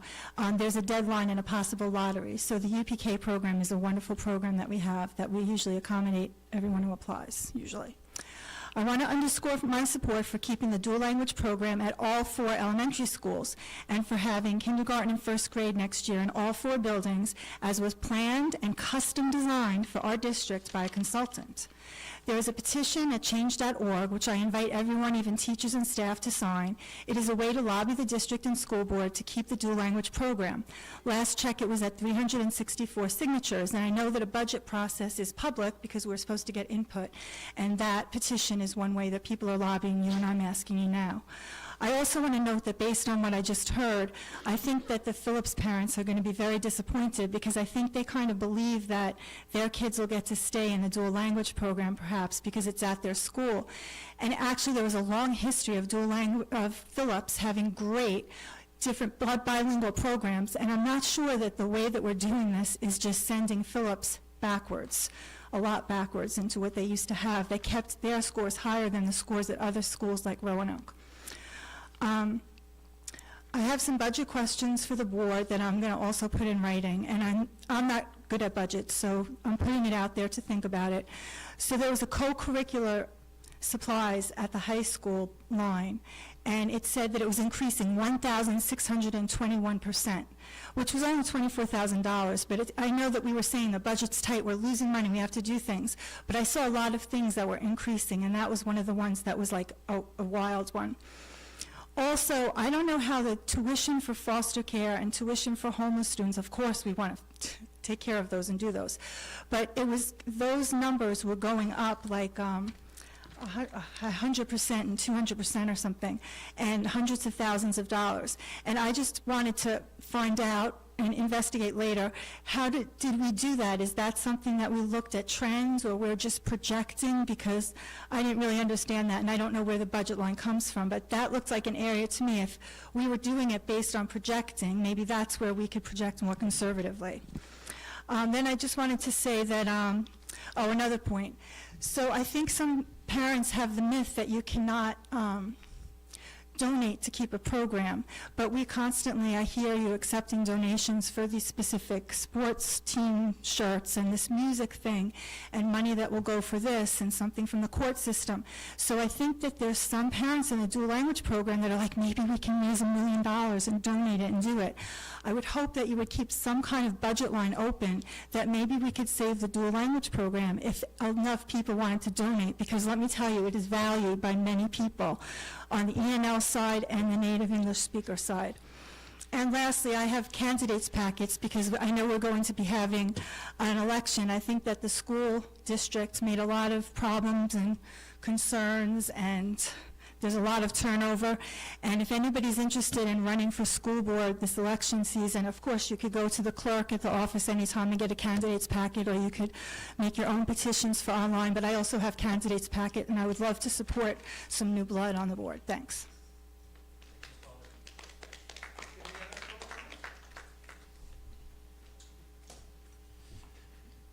Hi, my name is Christopher Penzick. I have a 5-year-old dual language program. After meeting with Superintendent Petisich, we had a lot of talks between the rest of us parents. Heard a lot of talk earlier about do no harm. Sounds like a kind of a good thing that we'd want to do, especially when it comes to children. Mr. Scudder, you mentioned that children are growing. My daughter's 5. Some of these other parents, we have children that are 6. They're learning how to learn at this point. I did not want to put my daughter in this program originally. I was actually afraid of what this school district might do with my child. I had massive concerns because of problems that were done with me when I was in the school district. I did research. I went to 2 school meetings, 2 library meetings to talk to the people there. I went with a teacher as assistant that I knew from 5th grade, who I trusted, who worked for the school district, who then went on to teach a dual language program in California. I gave you my trust. I rolled the dice, unfortunately, and now you guys have given me snake eyes. You're telling me that, unfortunately, due to massive oversights on budgeting, my daughter's program that I signed a 5-year commitment to is only good for 1 year. You're telling me that my daughter is growing. That's obvious. You're telling me that do no harm is an important thing, hearing about the Regencies. I was told, do not pull your daughter from this program because there may be irreparable damage due to her because of the fact that she is being programmed to learn at this point. She will be programmed differently than the other students in the rest of the programs within the school district. I asked 3 times during the meeting with the superintendent, what's being done to help my daughter? What's going to help the rest of our children to make sure that they do not fall behind, being it seems like this is an irreparable budget, that we cannot save this program? What's the plan to make sure that my daughter doesn't fall behind?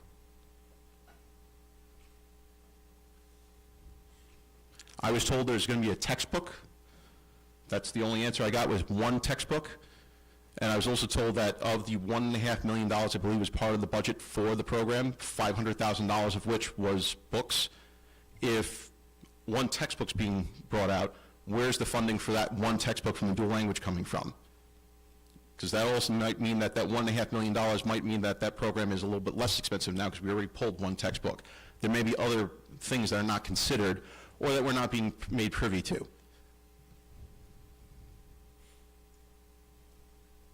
We are in the process of planning what we will do with the students who are in the dual language program. We will be benchmarking all of our kindergarten children, making an assessment as to where the students' gaps may be in learning goals and achievement, progress. And if there are gaps, and that includes all of our students, whether in the dual language program or not, the district will be providing additional services before school, after school, on Saturdays, and over the summer if necessary, to make certain that all of our students are on grade level moving forward. That will be our goal. Well, again, another concern of mine is that I was warned, do not pull your child, by your consultant who is actually helping prepare this program. Don't pull your child is what I was told. You're now forcing me to pull my child due to a massive error in budgeting. How can we ensure that something like this is not going to happen again? I asked again also during that meeting, many of us parents asked, where were the budgets? Where was the plan that everybody in the school board at that time signed off on? We were told there's no record of it. How? Who's responsible for these records? This is a phantom budget that just came out of the line is basically what we were made to believe. How are we going to make sure that something like this does not happen again?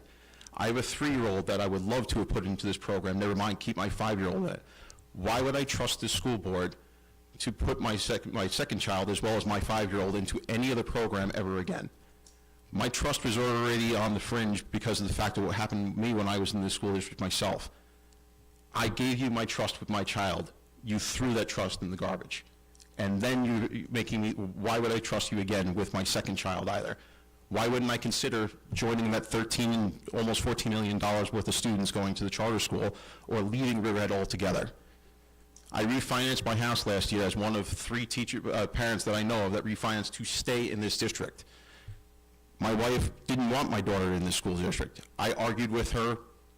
I came out okay. That was my argument for a long time. That's not a very good argument. This program was something that I finally had something that she actually backed me on and said, this is a good program. This is something, she works for Suck Community College. She went on to tell her coworkers, I'm proud of my daughter. I'm proud of the Riverhead School District. That rug has been pulled out from underneath her now.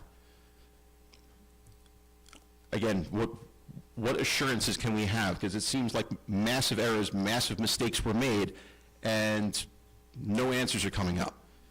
I don't know how there could be no record of this, how there could be no evidence of how everybody signed off on a budget that was unsustainable.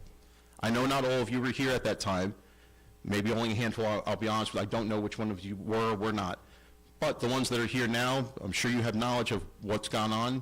You also have knowledge of how budgets are passed. How can an error like this happen? And how are we going to make sure this doesn't happen again?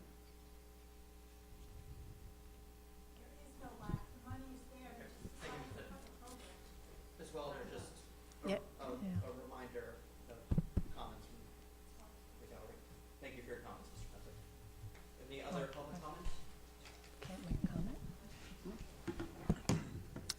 Hello, my name is Jason Yeager. I'm from Calverton. I'm going to piggyback on what the previous person had just said because I had a lot of similar comments. And thank you very much for the detailed budget or presentation. I understand that we have a problem right now with the budget. It's not balanced and we need to make cuts. You provided a very detailed solution of how we can get to the point where it's balanced. But I think the bigger problem is, why are we there? Why are we at this problem right now? We've greenlit recurring expenses for teaching staff, brand new teachers this previous year to make this program work. I understand that we have a budget shortfall due to expiring COVID grants that were there for 1, 2, 3 years, grants that were going to expire. Why are we greenlighting recurring costs on limited time funds? What's our solution to prevent this from happening again? Do we have any? I think the solution is that you have somebody in the business office now who has a great deal of expertise, who is advising the board in an appropriate way. And I appreciate that. And that is really a critical piece. I do not believe the board had that kind of, I'm going to say, business acumen or expertise or knowledge in the past. Okay. And that is what Dr. Cardesano is here for in her interim role, to provide the board with the correct advisement and to bring stability to the district. And I appreciate that. And I guess my follow-up question is that where's the oversight? I understand that you weren't here last year. You weren't here last year. There were members here that were here last year. Where is the oversight for the budgets that were approved? Why does it seem like we're only looking 1 year into advance for the budgets? These were grants that were going to expire. Why didn't we plan years in ahead? Sure, I'm sorry.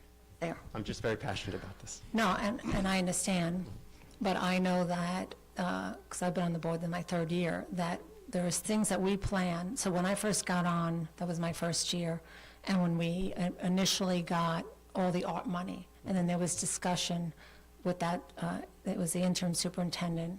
We all had a lengthy discussion about the use of the money in that, and her plan was the elementary specialists. And everyone was concerned about what happens, like in 3 years. Mm-hmm. But I know that leading up to it, I mean, we did retirement incentives, we had it over these are things that we were definitely asking.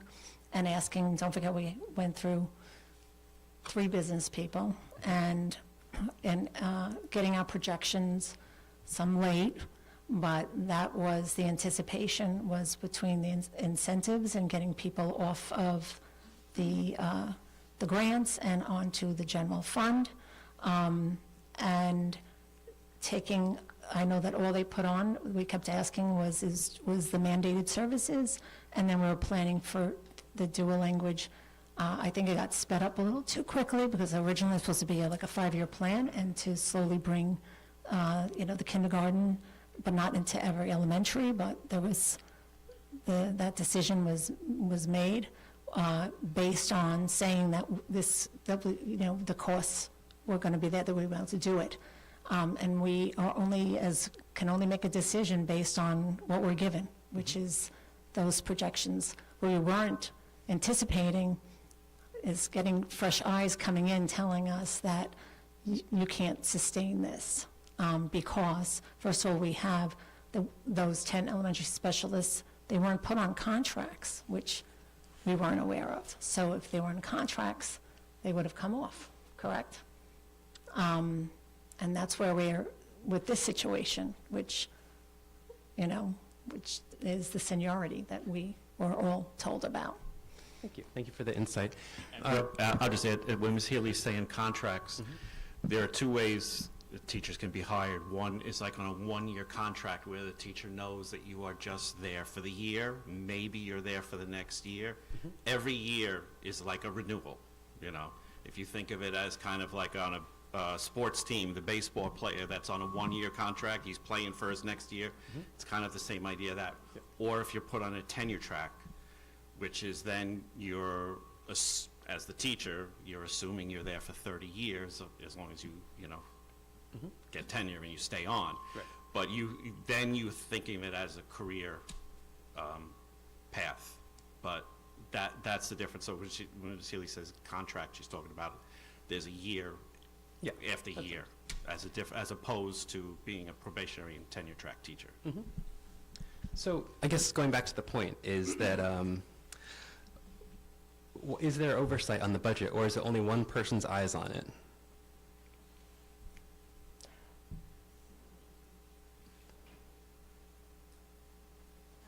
I can only speak moving forward. There will be more than one eye on the budget, yes, Okay. for sure. And one closing question is, what is the vetting process that has led us to problem superintendents? I'm not saying you, I know you're an interim, but I know we've had a few over the years. What is the process that has led to that, and how are we correcting that so that it doesn't happen moving forward? I'm going to take a shot at this. So I think having Dr. Cardisano and I here, we both have been superintendents for a long time in our former respective districts for 10 years each. We are known in I'm going to say the superintendent community of Long Island. We hope that in the 2 years we are here, we will bring the stability that is necessary and be able to recruit people of high caliber that are here for the long term. Because the importance of stability is not only getting a good superintendent and a good business official, it's about maintaining them for more than 2 years. I would say a minimum of 5 years. You know, the fact that you look at certain districts and they've had their, I'm going to say their cabinet together for 5, 6, 7, 10 years is really critical to the operation of that school district. And so what we are hoping is that we're going to recruit somebody of high caliber that will be here for the long stay and not use Riverhead as a springboard. You all deserve better than that, and that's what we're hoping for. Thank you. Is there any, last point, is there any criteria that's being developed to help the vetting process? We will be working with Eastern Suffolk BOCES, David Wicks, who has a lot of experience in this area, and although we started the process, it's just going to be protracted a little bit, but we will be putting criteria in place. And the board has invited both Dr. Cardisano and I to sit in on those interviews, which I think will also be very helpful. Okay. Thank you all for your time and your input.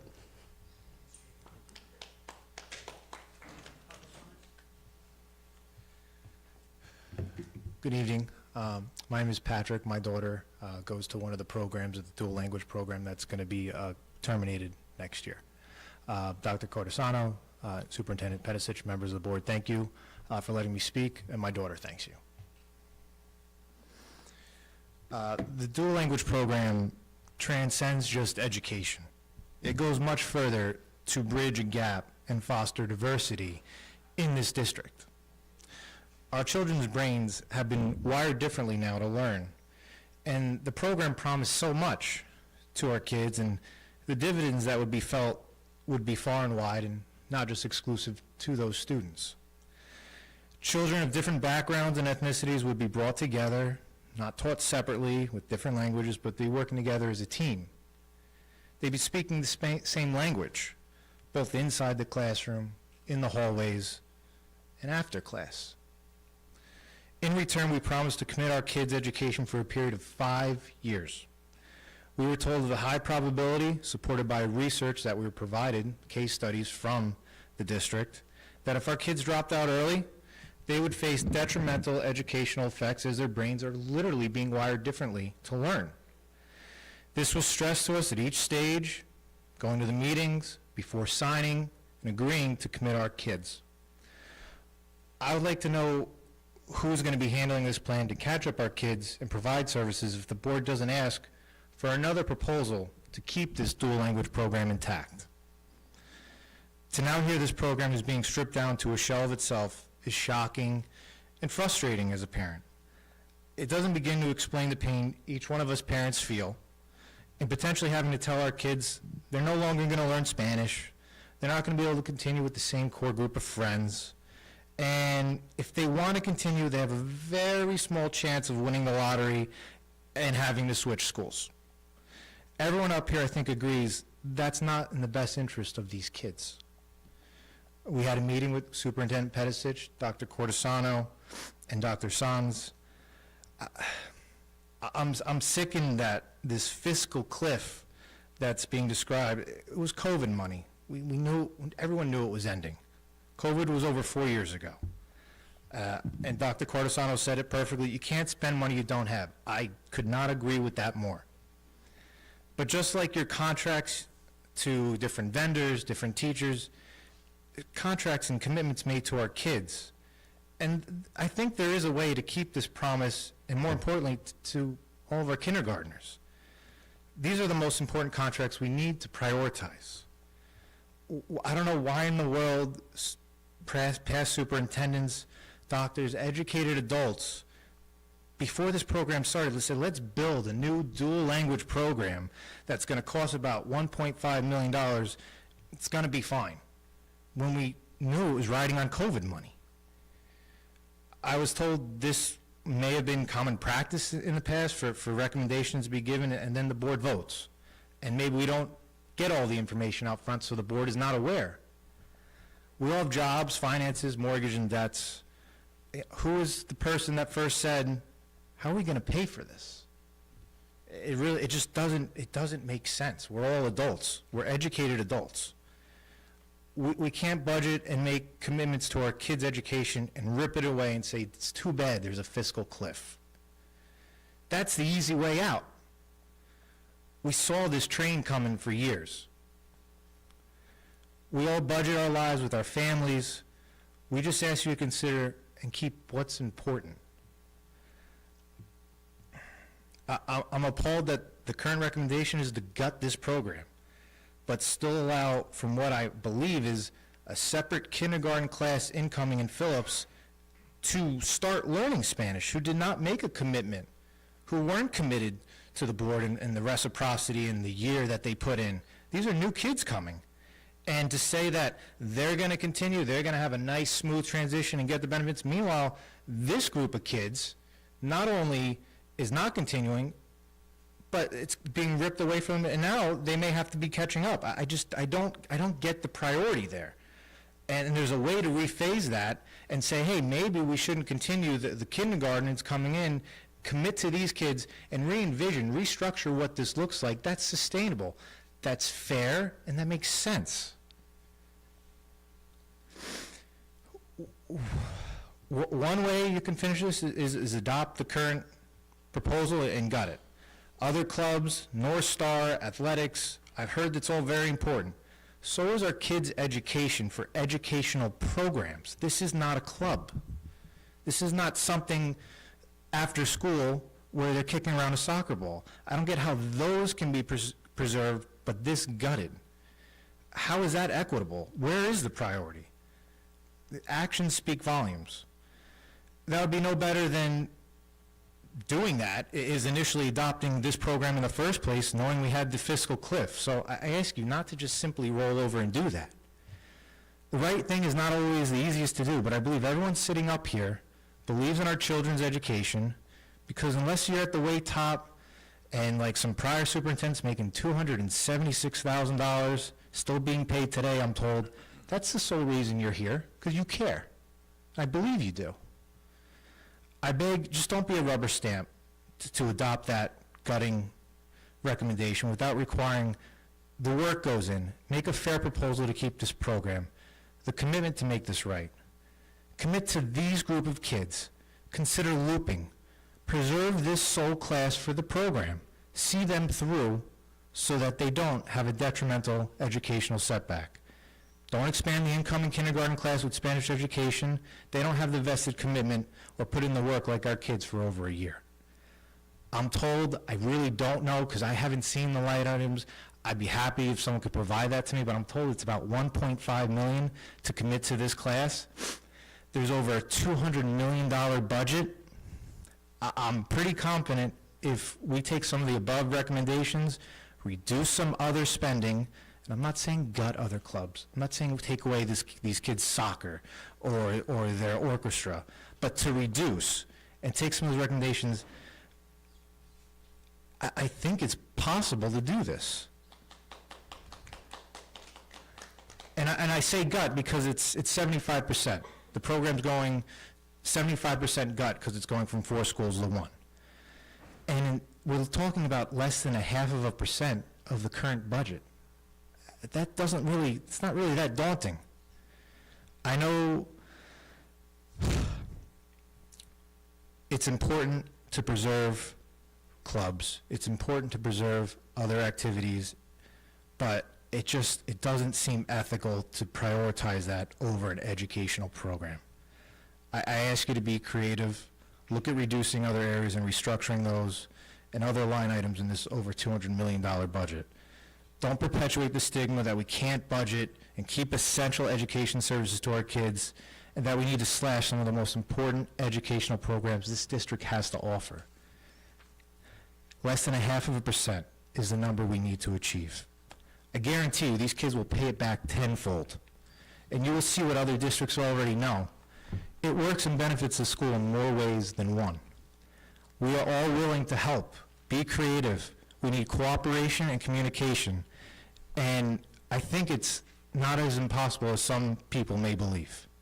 If we look hard at the actual details, we'll probably be less than that 1.5 million. I really don't think it might be all that much.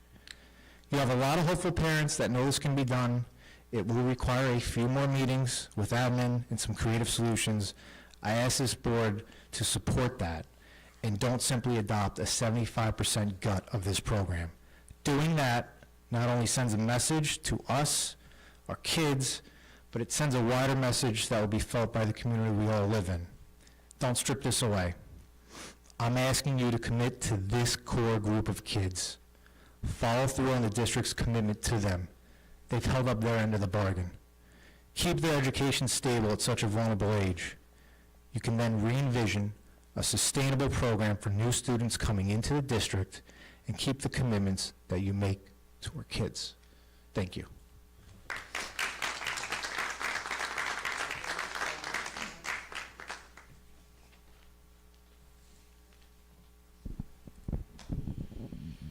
We have 9 online comments. Oh. I've been trying. John Scherer, Bating Hollow. I think you're starting to see my face. So I heard earlier that a few things between the last few meetings and earlier in the meeting I was listening to it before I got here. But I heard, and I think it was Dr. Cardasano that said, sections are going to be condensed. It could have been Mrs. Petisic. So when sections are being condensed, what is that referring to? Classes in the high school, the middle school, elementary school classes? It's not referring to elementary school classes. It would primarily be at the high school level where we have noticed that classes have run for under 15 students. So I'll give you an example, like a music theory 1 and a music theory 2 class. If you have 12 students in one and 13 students in another, it is possible for those courses to be combined together and for the teacher to differentiate within that class. That could happen in like a creative crafts 1 and a creative crafts 2 class. It depends. Again, there are contractual numbers that we have to abide by as well, but sometimes the way the schedule falls out. It could also just be that you have a global history class, let's say with 15 students and another one with 12, and you could put those together. So we would be looking at that really carefully to make certain that where we can combine them and merge them so that the courses can continue. Obviously, global history is a required course, so that probably wasn't my best example. But if we're talking about elective courses where we can combine them, we will combine them and allow them to run, because usually they're high interest level for students. So. Okay, thank you. And I know you and I had spoken about that, I just wasn't 100% about that. And are field trips going to still run, and class trips, or are those on the list of programs being slashed? Like I know in 8th grade, my son went to Yeah, those Canada. are still running. They are? Yes. Okay. And just a couple other things. You know, I hear a lot from the parents with the dual language. It doesn't affect my kids. My kids didn't have that opportunity, but I think it was a great opportunity. And I've heard during these meetings that these were promises made by the previous administration and Board of Ed, but now you're asking us to take your word, and how do we know when the next people come in? Because we have 2 interim people sitting here that we're not going to hear the same thing. So it's a lot for the community to take on, take your word, just to put it that way, that we can trust you now when there are other things that have been let down, and it really strains the trust in the community of everyone. So, and I'm not just speaking to the board, there are other members up here who were also here before, Mrs. Petisic and Dr. Cardisano, but on the whole, I just want you guys to know it makes it very hard for us to say, okay, well, this is the plan moving forward, and in 2 years or however long the interims are here, that then moving forward, things are going to stay the same and we're going to continue on this plan. So that's just my own point of view. I don't know if everybody else shares that or not, but I think that's when I'm listening to everybody else talk at these various meetings, it seems to be what I'm hearing as the general theme among everyone. The other thing I heard was we're doubling the reserve budget from $4 million to $8 million. And why is there an additional $4 million when we're cutting teachers, teachers' aides, and other people in the district when we could be putting some of that money in? I don't know, maybe there's a legitimate reason for the additional $4 million, but that's what I had heard. The increasing use of reserves is to save those positions. We're using more reserves. Oh, okay, then I misspoke. Right, Okay. no, we're using reserves to save more positions, John. So it's going from 8 million to 4 million? It's going from 4 to 8. Instead of using 4 million, we're using 8 million. Okay, okay. So I was under the impression that you're putting an additional 4 aside. No, we're spending more. Thank you. And just one other question that just had come up. If students retake the August Regents exams, does the district pay for those? Or do parents pay for those out of pocket? I was just wondering. It came up earlier.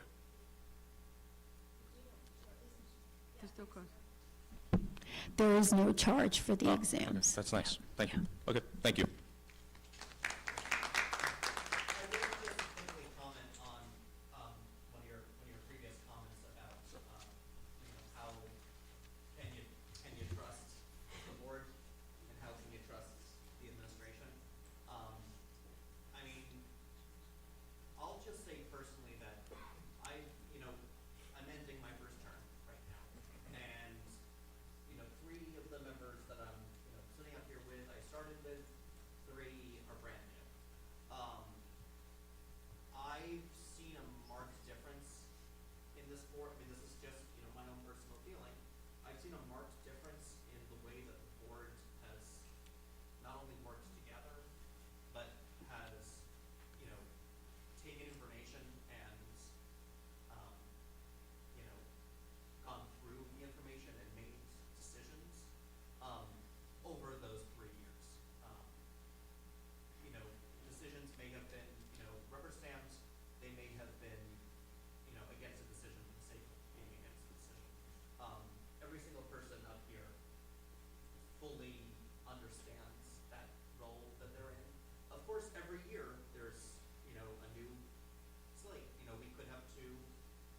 new board members come July 1st. But while we're here for this year, our job is to make sure that we are as prepared as we can possibly be going forward. We can't change anything that's happened in the past, no matter how much we want to. Everybody has, mistakes they wish they had more information on, and that Sure. that they wish that they could fix. I think the main thing that we've done is bringing Cheryl and Mary Ann here. I know, we've said this a lot about, how this is, helping to turn around the district. These were two wish administrators years ago of people to come in as interims. And we're not treating them as interims for 1 year. That is even more like, an acting superintendent, just someone there to just hold down the shop before you have someone permanent who then makes all of the decisions.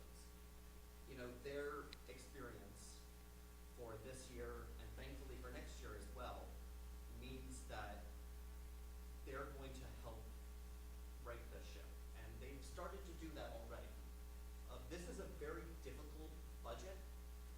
I can't imagine what this budget would have looked like if Mary Ann wasn't here. I think there would have been major differences already. And it's still, a budget that still, can be changed if the,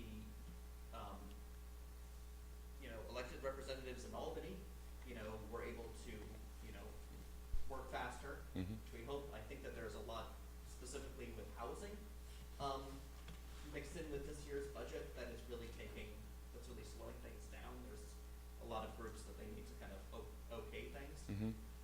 If, we had that information to actually know exactly how much we're going to be getting in state aid for next year, to be able to figure out what we can save, that would be ideal. But specifically having Cheryl and Mary Ann here, I feel confident. And of course, this is just, my opinion. You guys, put in your trust in the BOE, we put in our trust in the administration that are here. But of course, there are community checks and balances. Our administrators, work for the Board of Ed, and the Board of Ed works for the community. Okay, thank you. And I don't want it to sound like I know you're not all well-intentioned. I believe that entirely. It's just the scope of things that has transpired. Yeah, and we understand that this is incredibly frustrating. Yeah. And we don't take anything lightly. I think if we were just if we wanted to just be here so we could sit up on a dais and get our face in Riverhead local, there are a lot of different Yeah, ways to no, do it. I know there's a lot of sacrifice. Yeah. I do, going into this year, the big difference that we asked for is that March 1st, we had our line by line. We did not have that and our projections. So that's the difference here going into this year. And last year, we were at this time, I know it was end of March where we saw that it was a $9 million gap. That's what we were presented, and it was as the story was unfolding. And with that, with the things that we had all kind of planned for, there's a lot of things that didn't get on there, like there was no IB the things that were expensive, and we were told they were expensive, that could no longer be part of our Thrive and 5 plan that we had to give up. ICT, that's for your special ed. We could not fully fund that. Forget the idea of Mandarin, ASL. There's a lot of things that on that list that just went. Right. The 9-period day was 2 years prior. That's when we were getting the extra money from the state. And even that was, I could see it more at the high school, but it got, expanded into the middle school. So, that's, I think everybody here is being able to see that line by line, and to know, the lines are fungible, but we're going to wait, see what the state does, finally for us. Okay, thank you. I think Say, when you said before about how do you know that new board members coming in, new administrators coming in, that it's not going to be like, well, everything's changing, And I agree with you 100%. The only thing I can say to you is what we're trying to do is put a structure together. A structure where board members change. Some decide to run for re-election, some don't get re-elected. Administrators change 5, 10, very rarely stay for 20 years, but whatever, they change. But if there's a structure, the next people come in and can just pick up that structure where it is. And that is all I can say to promise you that we are trying to do. Hello, Diana Tanis, Wading River. Can you just, Ms. Haley, clarify, you said last year there was a $9 million gap?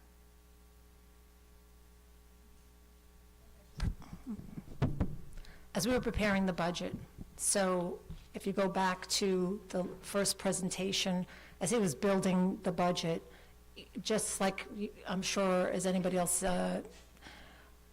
we were presented with an $8.9 million gap. So there was, Deficit gap? yes, so meaning what our expenditures versus our revenue. And so as we were giving our presentation with each month, we came to that realization that we were going to have to close it. And they decided to do it more with some reserves, but then the state came, because they again were late, and they gave us an extra $11 million. So that's, you can go back, it's online. I can't remember the exact amount that we got an increase for state aid, because again, they hadn't finalized, so we could only go by an estimate. Okay. And So with I guess that, where I was going with that was like, why would we have ever implemented no, the and dual we language did program if actually, we were with that, underwater already? no, well, that's why we decided not to. We weren't going to fully fund the ICT, forget the other stuff that was in the program. And at that time, it was just, I think what it kept was the dual language. And whatever we had to do mandated for. And the state aid fund for 11 million, is that an average of what you see yearly from state aid funds, or was last year like a bonus year? I think that was the finalization, the 3-year. Yeah, So we were never fully funded. No, that's, yeah. Foundation aid. So they made us, that was, Governor Holko was, her promise was to make all the districts whole with the foundation aid. And so that was the end of that 3rd year. They were doing it over 3 years. And so that was the end of that. But even with that, prior to that, we were given certain estimates. We didn't know if we were gonna, I think we ended up getting a little bit more than we were expecting. I believe we also have finally received life up pilot Right, that payments, too. which have been held up because of disagreements between counties, townships, and LIPA. So we finally got money that was owed to us from previous years finally coming in, and that was used for the budget last year as well. So what is a guesstimate, an intelligent guess of what this year's state fund aid would be? And is that in the $201 million budget, or is that going to be additional money that we will be able to spend for the next school year?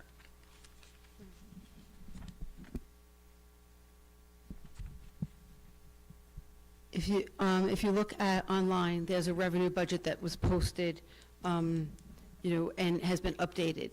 So the revenue number that is used for state aid is the $80 million projection that SCD gave us. So, and they give us projections as we go through the process. So you'll see the line that says state aid projection governor's budget, and it's $80,372,000, which is the projection that we were given in late January, beginning of February. On top of that, we know that there'll be additional funding that'll come on top of that once the state budget is adopted. And so you'll see a second line, I broke it out, that says state aid projection, additional state aid on an adopted budget. So we're already using $500,000 on top of what their projection was, because we didn't want to be in the situation where they adopt a budget and give us more money, and it's May, and legally we can't increase our budget. So after a lot of consideration, should we do this or not, we've already anticipated $500,000 more than what the projection was. I think that's a safe number. I'm comfortable. So where are you if you don't get it? I'm comfortable with the $500,000 number.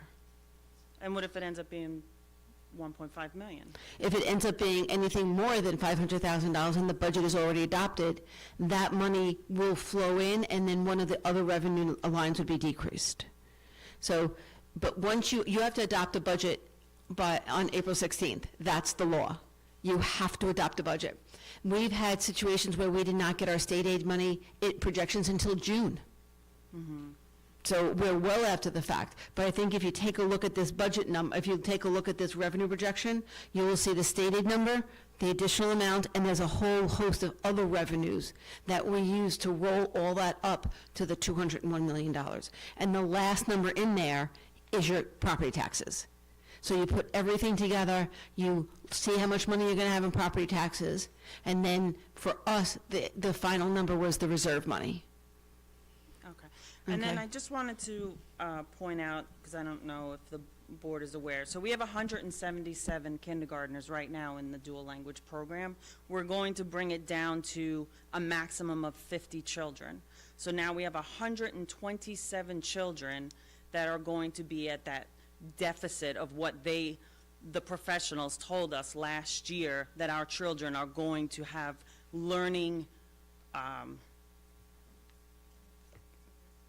learning delays. They're going to, have stumbling blocks. Ms. Pettis, you just said this district will do whatever we have to do before school, after school, Saturdays, and the summer. Who's paying for that? Where is that in the budget? That's 127 students that could possibly be way behind in reading and math. I can tell you right now, I started teaching my daughter to read at 2.5, and I was very proud going into pre-K last year when we won the lottery and we got Riley Avenue. We were very excited. But this year, I will say, she actually took a step back in her reading because she's learning 2 languages. And actually, my husband speaks a 3rd language, so she's actually learning 3 languages. So she's definitely going to be behind when we throw her into 1st grade with the rest of the district that has been focusing strictly on 1 language of learning. So we are going to need some massive help in reading and math, and I would say even social skills, learning. Right now, they're awesome. They love their co-students, their classmates. What are we going to do when we just pull that apart? And now they're just going to be thrown to the wolves. Where is that in the budget?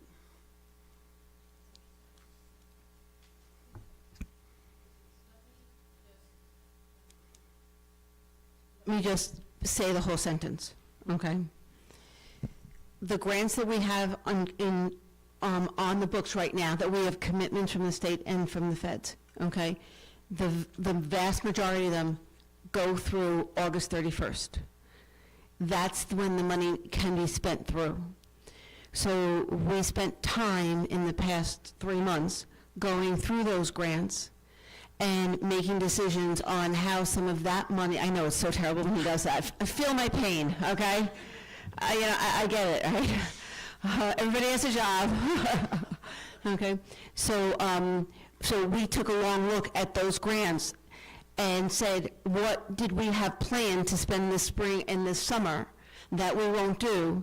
So when I said that, in our meetings in our parent meeting also, there was an unintended consequence that affected dual language.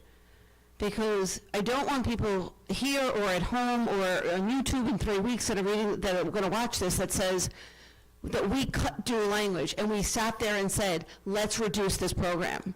That is not what happened, okay? What happened is that there are, and I'm going to explain it again, there are 10 people who are in specialty positions, who have seniority, who are moving back into the classroom teaching role, And in doing that, there are the least 10 teachers need to be accessed. And in doing that, the unbelievable, unfortunate situation is that they are all on the same seniority list. Legally and by contract, that's where they need to be. That's how they were hired. They were hired with excuse me. Okay? I'm explaining something, okay? Those 10 specialty teachers are moving back into the classroom teachers. Therefore, there are 10 excess positions. The teachers that were hired for the dual language program, the vast majority of them fall in those teachers that are being accessed. So I was careful in my language when I said the unintended consequence of those teachers going from specialty back into the classroom, which was known. They had an agreement legally, they knew that it was going to be a 3-year commitment, that they're going back into the classroom, the accessing, it is what is affecting the dual language program. So there was no other way to hire them because they're elementary teachers in the dual language program. The accessing is causing this because the teachers are moving back. So it's not a matter of cutting from someplace else.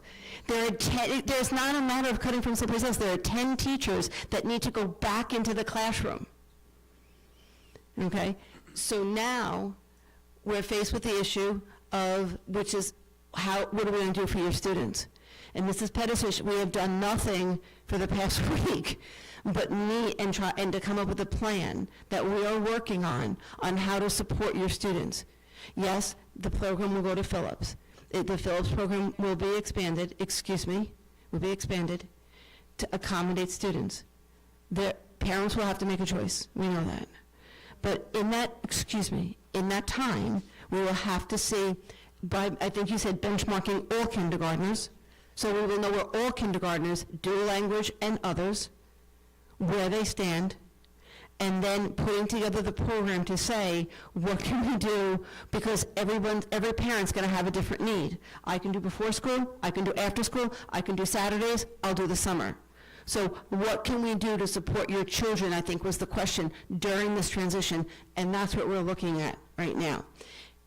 The only good piece in this, because there's very little good in this, is the fact that those grants for those one-time expenses, because that's what you use this money for, not reoccurring expenses one time, we will reallocate to support your children during this transition. And that's how we will fund the money. That money will not come from general fund because our general fund budget starts July 1. There is no money in general fund to do this. But based on Mrs. Pettis' marching orders, let's see what we can do. So the answer is we will use those grant funds. It is appropriate to use those grant funds. It is a legal expenditure to use those grant funds, and then bring all of the children up to speed to the degree that we can, coming into September, accommodating as many parents' schedules as we can. So we don't have all of that put together yet. We are working on it, and when I say just about 24/7, it's been just about 24/7. So I think I answered, how did we get here? I already, stated again why we're in the situation, how we got here. And then the last piece of it is legally they had to be hired as elementary teachers. And the last piece is what will we do? We're trying to help you. And then finally, we will use some of the funds that we have available in the best way that we can to help your children through the transition. Did I answer all your questions? I appreciate it. I do have one more statement, though. Go for it. I don't even know if it's a question, statement, whatever. You harped on the charter school and how it's hemorrhaging funds from our budget. How do we get students to be in our district in the public school instead of the charter school? Wouldn't dual language be an awesome benefit to offer to all students coming into the district, and the benefits of the community, their cognitive learning, their future, their careers? I mean, isn't that something that you would want to push and say, don't go to the charter school, come to our schools are better because this is what we're going to do for you? I do believe there are many reasons why students would want to come to a public school, to include athletics, to include clubs. If, honestly, probably the most important piece is our pre-kindergarten program, which is located in our district. It's the students, for many, the very first entree into school, and the success of that program will oftentimes keep children within the district. So keeping a pre-kindergarten program in our district is also a critical factor. Thank you.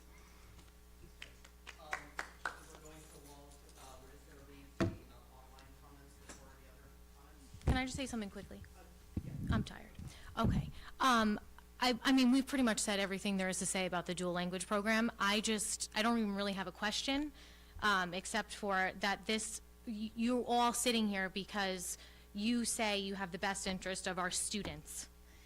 You knowingly allowed this program to start, knowing that these kindergartners are going to be on a track learning differently than monolingual peers. And that pulling them out of this program ahead of time, we keep hearing commitment, commitment, commitment.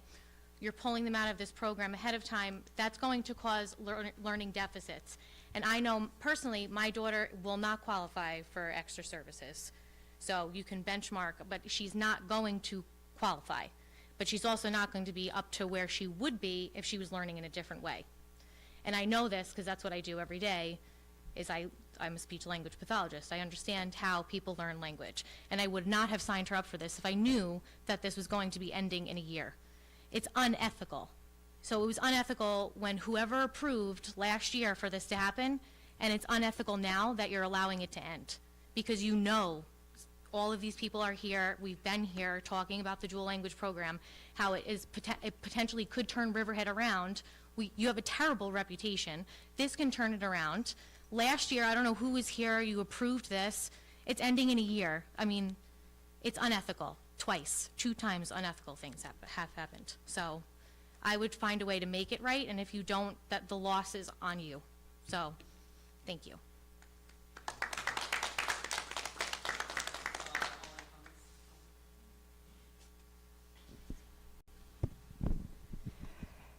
Jackie Ventimiglia from Riverhead wrote, as a parent of a child in the dual language program, I am deeply saddened and aggravated to hear of your unfair restructuring to the current program.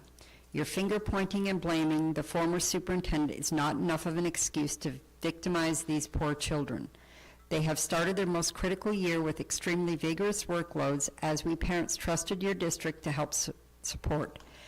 These children will now have unfair challenges to face as you integrate them back into overcrowded monolingual classrooms. Shame on you, shame on Dr. Sands, who said she would never have started a program this way, yet she was here well enough before the program started to intervene if she saw fit. This program is something our highly diverse community needs. The chance to an amazing education is what you are supposed to be giving our children. Instead, you are depriving them and pointing fingers for an excuse. As a parent to a second grader in the district, I am seeing the numerous benefits firsthand. I believe it is crucial that this program remain intact the way it is for these children. Okay. The next comment is from Lori Downs from Riverhead. Please explain to the public about the aid the district gets back from BOCES. How much did we get back last year, and about what percentage of that was from the $300,000 the board approved to spend with upstate BOCES for Treasury? Thank you. The next comment is from Jason Yeager of Calverton. How does the board plan to rectify the impacts to the students that are part of the dual language immersion program that is planned to be dismantled?